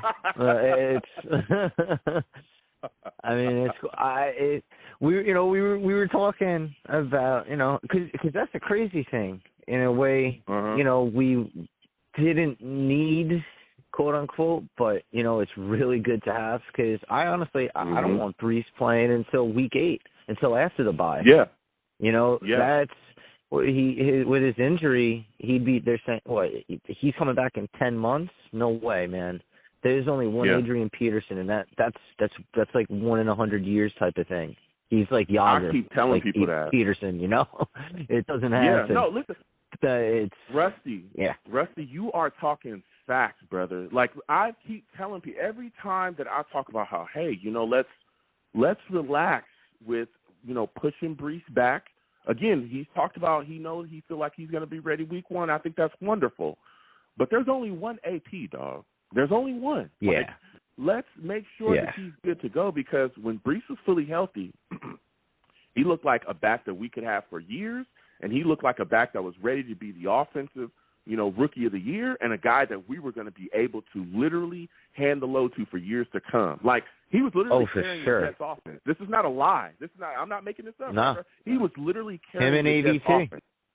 Go ahead. Yeah. It was him and AV. Yeah. Back. It was them too. So young talent like that, you don't want to, and again, sometimes you have to save them from themselves, right? We know that as well. Yeah. You don't want to, of course, they always want to run, but it's like you got to slow some of that stuff down and make sure that he's ready to go before you put him out there on that field to possibly either, cause some inflammation in the issue, make it worse, or, put him in a situation where he could actually end up re-injuring it and, put in a really worse situation than what it already is. So you were talking about seeing him down to like week 7 or week 8. Is that what you would actually do if you were part of the Jets coaching staff? Absolutely. That's what I would want to do. Okay. That's what I hope they do. Okay. And it would make sense if we – I mean, it would make sense to me. That's why we got Cook, because, you don't want to mortgage 5 years – on 4, 6 weeks type of deals, or 7, Mm-hmm. Yeah. I mean, Rodgers gave us $35 million basically, All right, cool. Mm-hmm. I'll $8 million of it, and that including bonuses and everything else, whatever they worked out in the contract. All right, sign me up. That's so, we're still left over with a hefty chunk of change, and I think we're going to get an offensive lineman. I really do. I think we're going to get, a reserve chamber. I'm glad that Martin got signed with Dallas, because I knew Jerry wasn't going to do that, man. No way. Yeah. No way. Yeah. Jerry's, I talked about that Jerry as well. doesn't want to.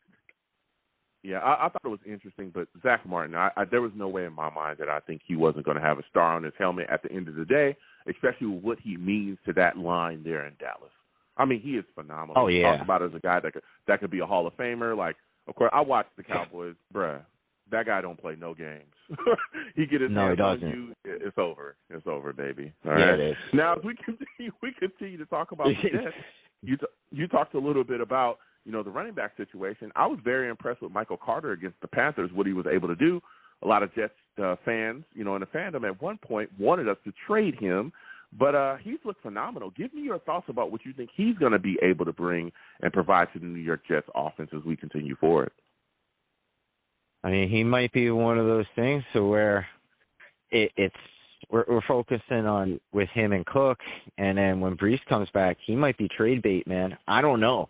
I still don't know about because that. we still. But go ahead. I'll have 5 running backs. I'm cool with that, but I don't know. I'm just trying to figure out because that's a lot. That's a lot of guys to have. Yeah. Don't you think that we'll be looking at this situation? I personally believe that they may carry 4 and maybe sit Brees down for a couple of weeks. Yeah. Maybe put him on a situation, maybe a puff situation or something like that, when the season starts, sitting down for a couple of weeks, and they may carry the 4 going in. But I honestly believe that the guy that probably is going to be gone when Brees is coming back and ready to go, if they don't carry 5, I think the guy that's probably going to be gone is Knight, to be completely honest. And it's I because thought you were going to say Bam, too. I mean, well, you look at Izzy, they just drafted him, and he's showing some real promise. I think Carter Dude, he really is. If Dalvin Cook hadn't been signed, I personally believe, and we've seen it, I think Carter would have been the guy that's the starter, and we've seen that he's good, right? We've seen it. We saw it against the Panthers. He was solid. I think he probably would have been the starter. Well, I mean, he got mad with Robinson, Rusty, and everything changed. You're right, Rusty. Listen, Rusty, he's talked about that, though. He's talked about how he's matured, and he was very emotional last season because he loves football. And, yes, look, I understand that Jets fans were upset with him, especially when Elijah Moore was going out the door. He was unfollowing people and going crazy on social media. I saw it. Okay, I'm a Michael Carter fan. I know. But at the same time, he's a guy that's matured, and even when people were saying that he would have a problem with Dalvin Cook coming into the building, he killboshed that today. He said, listen, this is a different time, different day. I'm mature. If I wasn't mature, I wouldn't be standing up here talking to y'all about it, but I'm ready to talk to y'all about it, be honest, and I'm excited going forward. Even Brees came out and talked about how, hey, he's another guy being added to this running back room. We're going to compete, we're going to push each other, and we're going to get better. I mean, give me your thoughts, Rusty. Yeah, I don't think Brees is intimidated, though, because, I don't know, Brees got power and speed. Nothing against, Carter. He doesn't have that power. Everything else he has. He just doesn't have that, I mean, and he's not, I mean, it's not no discredit to him. He's not Maurice Jones-Drew in that body. You know what I mean? Like, that guy was a bowling ball. And listen, I watched Michael Carter yesterday. I watched Michael Carter against the Panthers, and even Michael Carter before, he was breaking tackles. Michael Carter was bouncing off of people. No. I hear you on that. Carter it's the ball, just goal line. It's a wrap. Go ahead. Yeah, well, it's more of us like the goal line and when they stack the line. You know what I mean? He never falls forward. It's always him getting peeled back. It seems like Izzy always leans forward, gets a yard or two. Same thing with Well, I just said abracadabra. Same thing with Bam. Same thing with Brees. Same thing with Cook. I don't know. That's my only not. But, like Warren Dunn didn't fall forward all the time, but Warren Dunn was freaking amazing. Nothing against him. It is what it is. I'll tell you what. I'm telling you, Michael Carter, I think, is gonna shake a lot of things up this upcoming season. And I'm telling y'all, in the passing game, Michael Carter is going to be a nightmare. Now, as we move on from that situation, because you brought some interesting perspective there, give me your thoughts about our Super Bowl rings are greater than his feelings. Just saying. Your thoughts about what we saw from the Jets against the Panthers offensively. How impressed were you by Zach Wilson? Oh, I was happy with Zach. I mean, I can see the progression, through it all. I'm happy he's starting to look like he did when he should have when he was coming out of BYU, if that makes sense. You know, like, oh my God, he could hit a screen. That's incredible. You know, like BYU was known for, you know, their offensive linemen, not their wide receivers. All those dudes were tiny, you know, and he was hitting them with darts all the time. So, I mean, it definitely, I think it's in his head, and I'm just glad that, you know, Hackett's in his head now with Rodgers, man. I mean, it's pretty cool. That Aaron Rodgers is absolutely rubbing off on him, but I'll tell you what, offensively, I'm just excited that Zach was playing with so much confidence offensively. The confidence you could see was just exuding from him, and that's what I think he wasn't thinking, he was playing. To be able to take the next step. Yeah, exactly. Yeah. He wasn't thinking, he was just playing, and I think that's going to be big going forward. But I'll tell you what, Rusty, what else was extremely impressive was the Jet pass rush against the Panthers, man. My final question is, give me your thoughts on what you saw out of that. I mean, Jermaine Johnson, Will McDonald, goodness gracious, Huff, they were just going crazy. Give me your thoughts about what you saw from that. Dude, Saleh and the coaching staff are lucky to get out of Carolina without catching a charge. That was, like, you know, if he played Clemens, they definitely would have. Like, damn, man, it was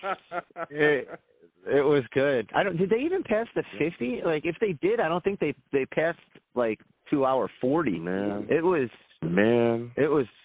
and they were rough. Like, for, you know, we were hearing that we were getting manhandled in the training camp or whatever, the practice thing, and then all of a sudden it's like, let the bodies hit the floor. It's like, hey, what's up, man? Remember us? Good. It's good. Needed that. We actually set, like, an NFL record by accident. It's weird. It's the biggest the preseason shutout in NFL history. I don't even know they kept those kind of records, but it's funny in preseason. Yeah, it's crazy. So before I let you go, Rusty, give me a guy on offense and on defense you'll be keeping your eyes on against the upcoming game against the Bucs. Well, I gotta keep looking at my guy Trey Dean III. You know, at safety. Okay. I'm happy we scooped him. He's killing it. He's being that you know, silent guy that's sticking around and just doing him. You know, he's on the field making tackles. You don't hear his name because, knock on wood, you know, it's in a good way. And as far as the O, I'd like to, you know, I'm liking our Tippmann train. I hate McGovern, man. So, you know, like, come on, Tip, you know, get in there. You know, listen. I like more that. the merrier, and of course that. Becton. Love the Becton. Yeah, of course, Becton, of course, yeah. But I'll tell you what, Tipton's taking those first team snaps, so I like those guys. Listen, Rusty, I got to slide off. I got other callers. Next time I have a show, I want to hear from you. All right, you always give us some good takes. Hey, absolutely, it's an absolute pleasure, Joe. Salute to you, salute to fellow Savages. Let's go Jets. Absolutely.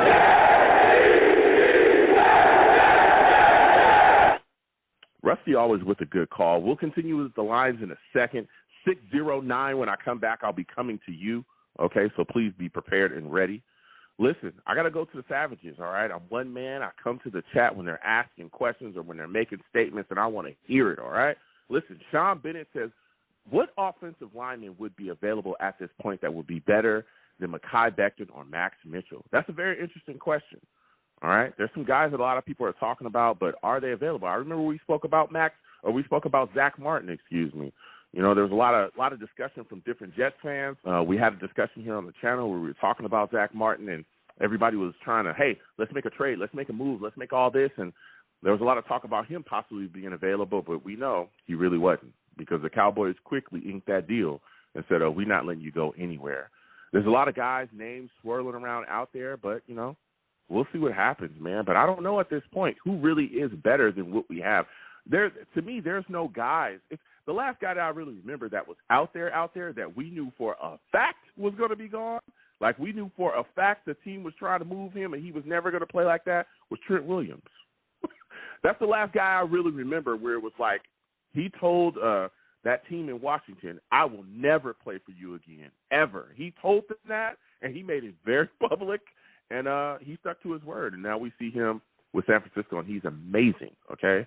He was also a guy that I wanted to see the New York Jets trading for. I remember I talked about that multiple times.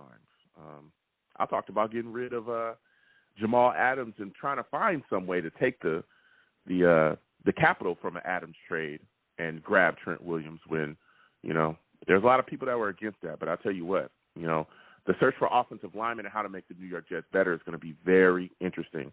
There's a lot of names, a lot of guys that are being brought in, but how much more do they really improve the Jets' offensive line? That's a big question.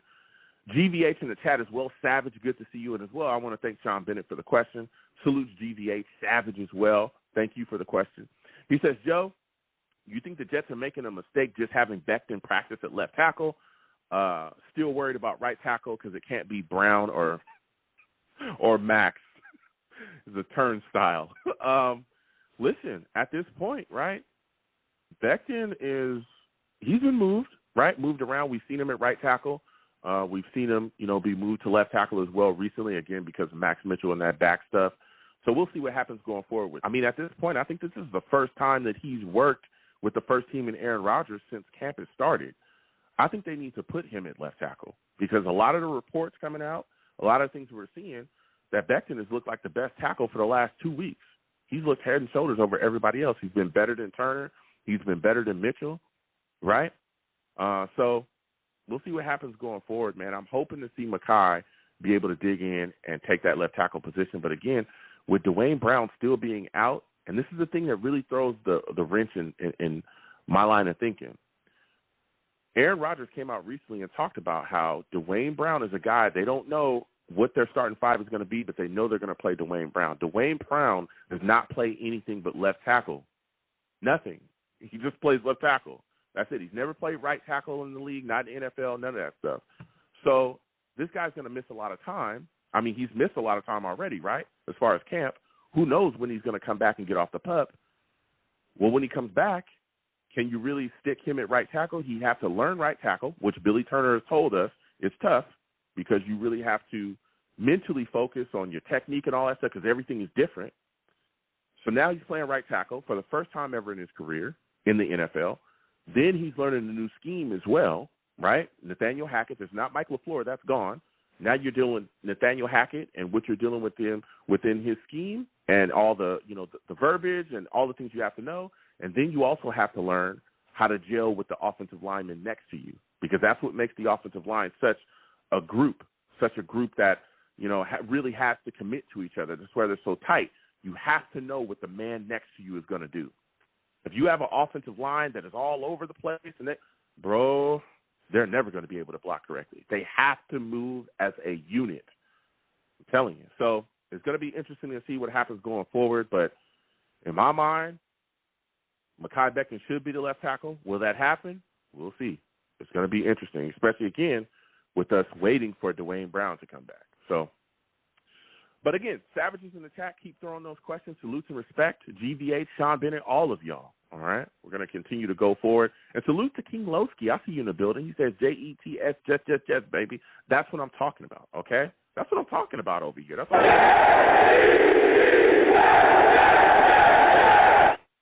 So we're going to get back to these lines. Again, 515-602-9639. 515-602-9639 is the number.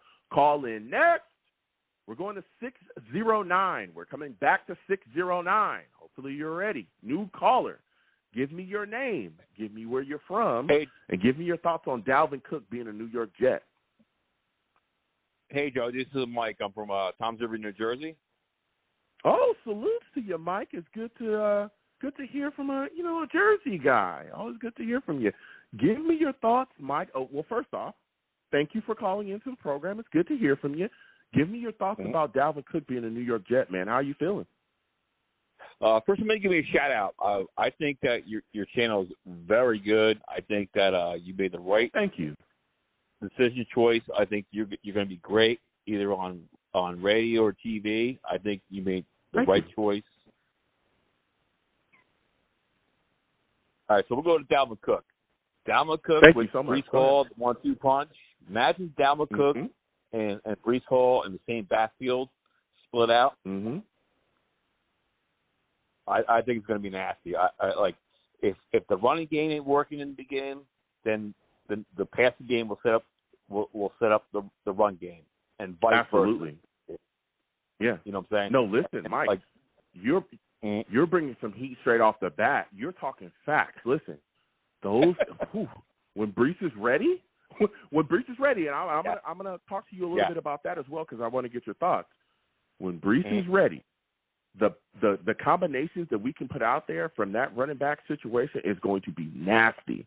Off the bat, you're going to have Carter and Dalvin out there.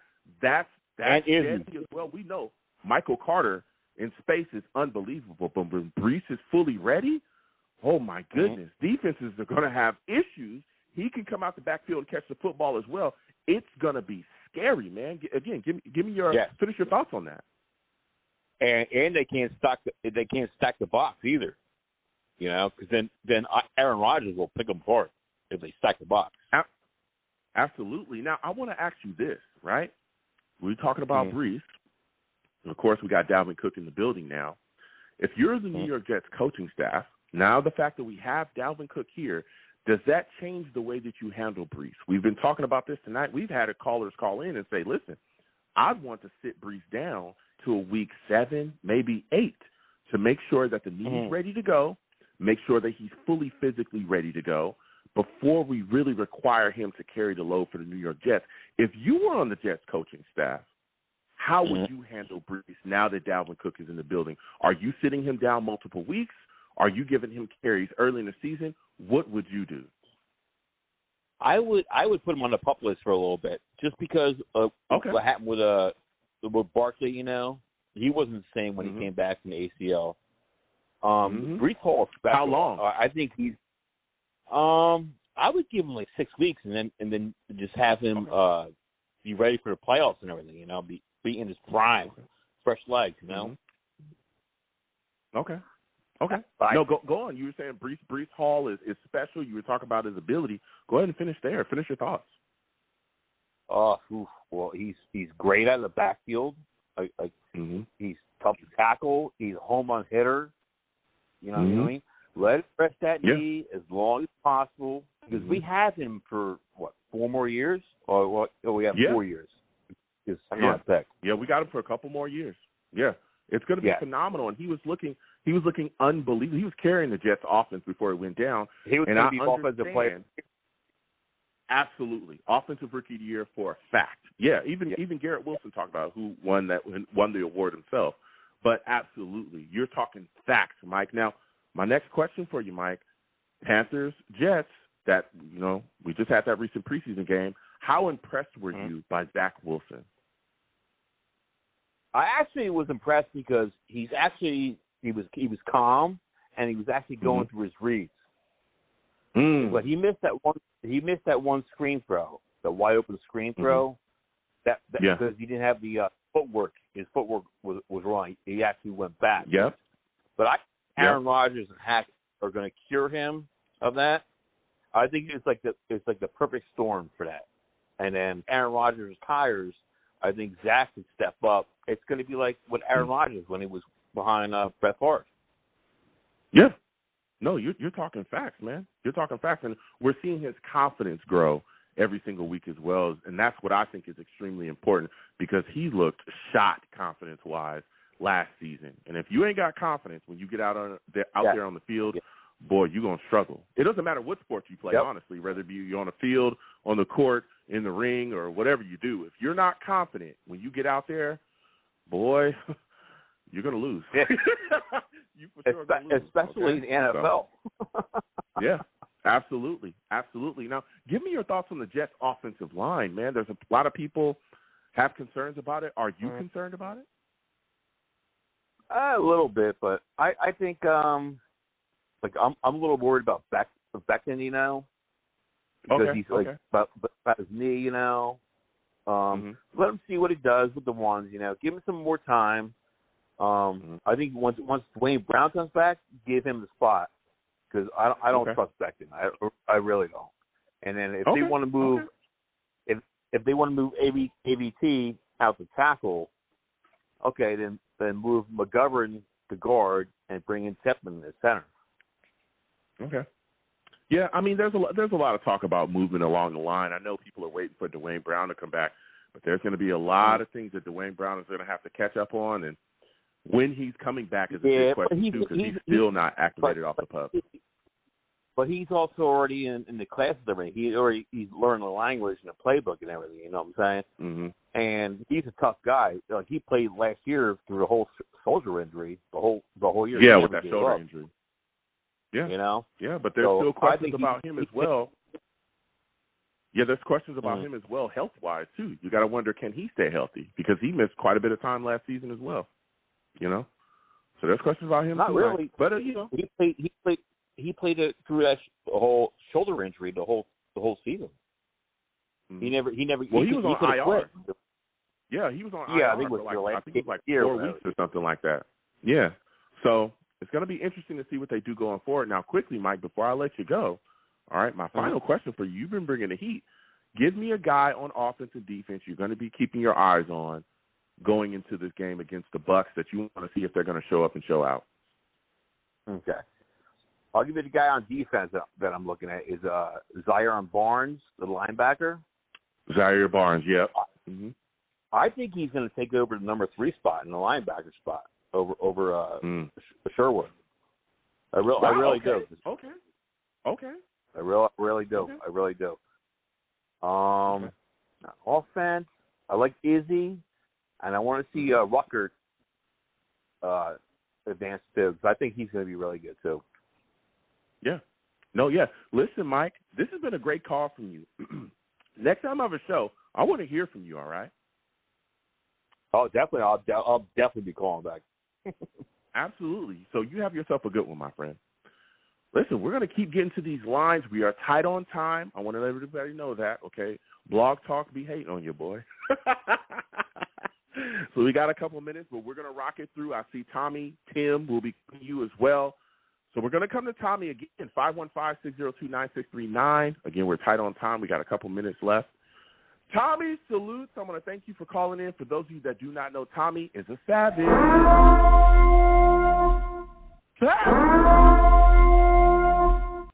What up, Joe? Tommy, what up? Listen, Dalvin Cook is a New York Jet. How do you feel?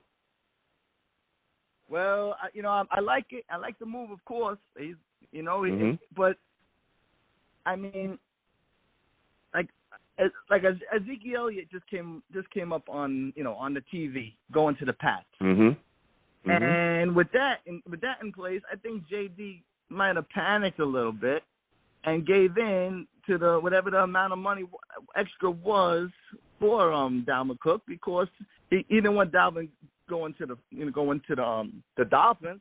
So but why come up? Yeah.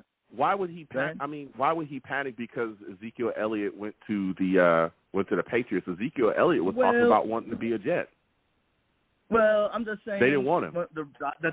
The big time running backs were getting signed. The top name running backs were getting signed, and right after that, you heard about this. 15 minutes later, you heard about this move, and I was like, wow. I was relieved because Ezekiel Elliott's going to pass. So I'm like, oh man, we're gonna lose Cook. But that was my personal thoughts. I don't know if they were correct. Okay. But that's what it was, Okay. And look, and getting Cook. I mean, it seems a lot like when Tampa Bay signed Pro Bowl running back Leonard Fournette after the Brady signing. After Brady came in, everybody came, and this is how you win a Super Bowl. So hey, we're following the formula, Yeah. JD's doing his thing. I hear you. I don't know about again. Zeke is a guy. I think again we've seen him. He's definitely slowed down quite a bit. And again, according to reports, Dalvin Cook wanted to be a Jet pretty much from the jump. And I mean, even when they asked him about this football team, the first thing he started talking about, listen, Aaron Rodgers is amazing. So, but moves are made. Everybody now, wants Dalvin the money. Cook here. Everybody wants the money. Dalvin They got to play here and teams everybody's and excited. GMs against each other. Yeah. No, you're talking that talk. Now, my final question for you, Tommy. Give me your thoughts about this upcoming game against the Bucs. What is a guy you're keeping your eyes on offense and defense quickly? Well, listen, hear me out. All eyes should be on Carter Warren. We're talking so much about this offensive line, and all eyes should be on Carter Warren. Carter Warren is this year's Max Mitchell. Just like you said, we need a Max Mitchell coming out. And Carter Warren he's the reason why we were able to go defense in the first round, because all the offensive tackles were gone, and this was JD's sleeper pick. This was the sleeper pick. Okay. So he said we can get Carter a little later on, just like you also said one time about getting Max Mitchell in the mid rounds, and this was coming into fruition. Everybody has to watch this guy Carter Warren, because we're gonna definitely need him sooner than later.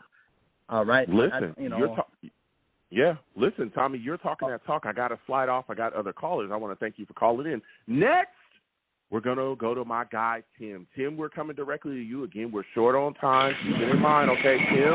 Listen, that man is a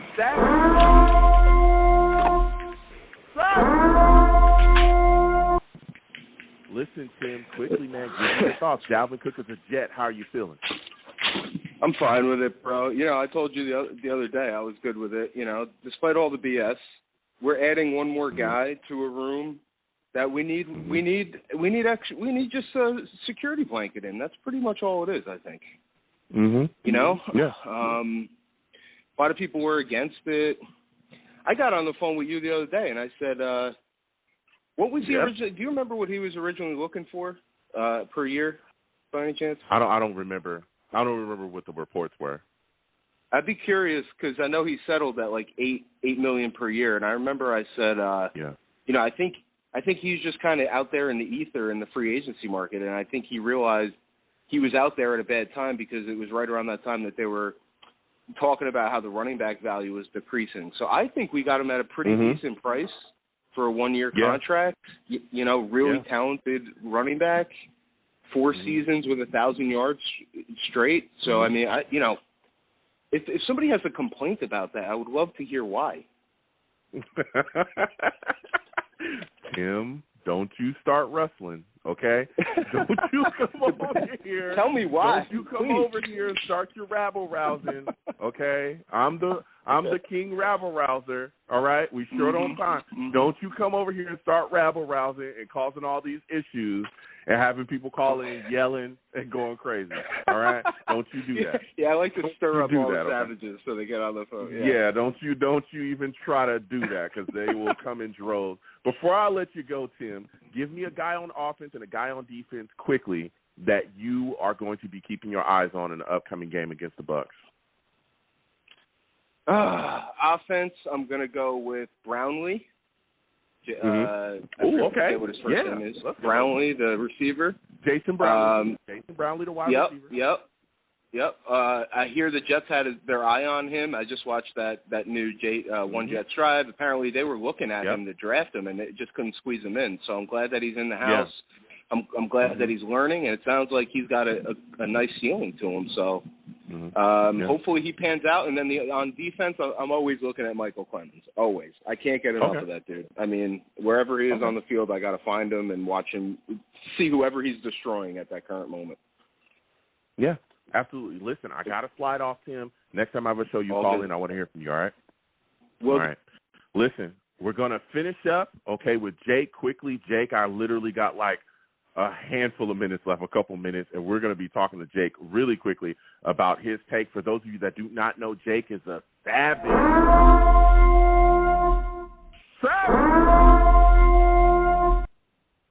Jake, Dalvin Cook is a New York Jet. Give me your thoughts.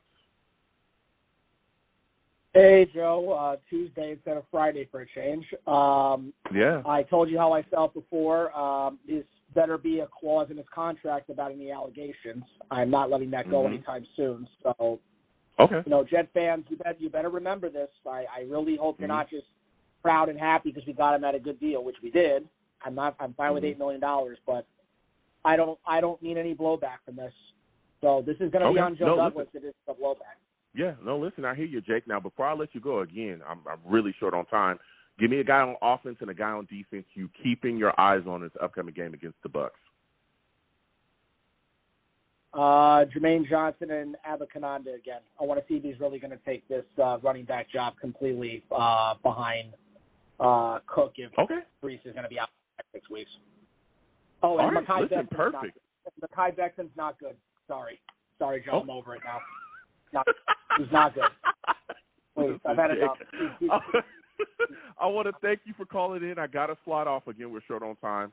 Blog Talk about to hate on me. Listen, I got to close the show out, okay, because they about to shut your boy down. Look, I am the man of the people. I'm here for the people. Let me shamelessly promote my Facebook page. Everyone go on Facebook, okay? Search The Long Beach Joe Show. Like that page. My content's up there. Go ahead and give it a listen. Message me. I'll message you right back. I love going back and forth with you folks about this football team. Also, leave me some feedback. I love hearing about what you folks think I do here on The Long Beach Joe Show, okay? Your boy is also on Twitter as well. Going over to Twitter, type in at The Long Beach Joe, at The Long Beach Joe on Twitter, okay? Follow me, I'll follow you right back. My personal page is at YoungJ000, again, at YoungJ000, all right? But again, at The Long Beach Joe for the show.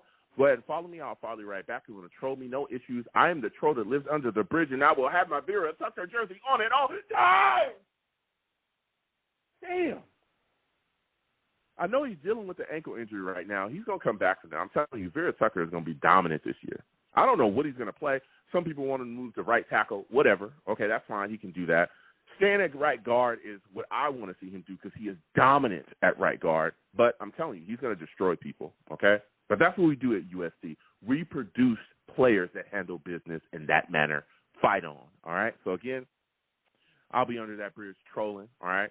And as always, people, I'm on YouTube as well. Come on over to YouTube. Type in Long Beach Joe Jets. Long Beach Joe Jets on YouTube. Y'all see they hating. Long Beach Joe Jets on YouTube. Go ahead and subscribe. Hit that notification bell so when I post content, you'll be in the know. Also, please give the videos a thumbs up and share them across your social media platforms with your friends and your family. And if you want to troll me, get in those comments and troll me. I love going back and forth. And as always, people, when you see me in person, because you will see me in person, okay, it is arms out, chest open, free hugs for everyone, okay? The hugs will cost you absolutely nothing. I want to thank you folks for taking and I want to thank you folks for taking the time out of your day to call in, interact with the show, talk to me in the chat, all the savages. I want to thank y'all for interacting with me any way that you do. I truly appreciate it, all right? That's you folks, I'm absolutely nothing. Thank you for doing that. I truly appreciate you. So, got to close it out. Hopefully everybody watches Hard Knocks. We'll be talking about that on the next show. You folks have a good one. Peace. Until the next show.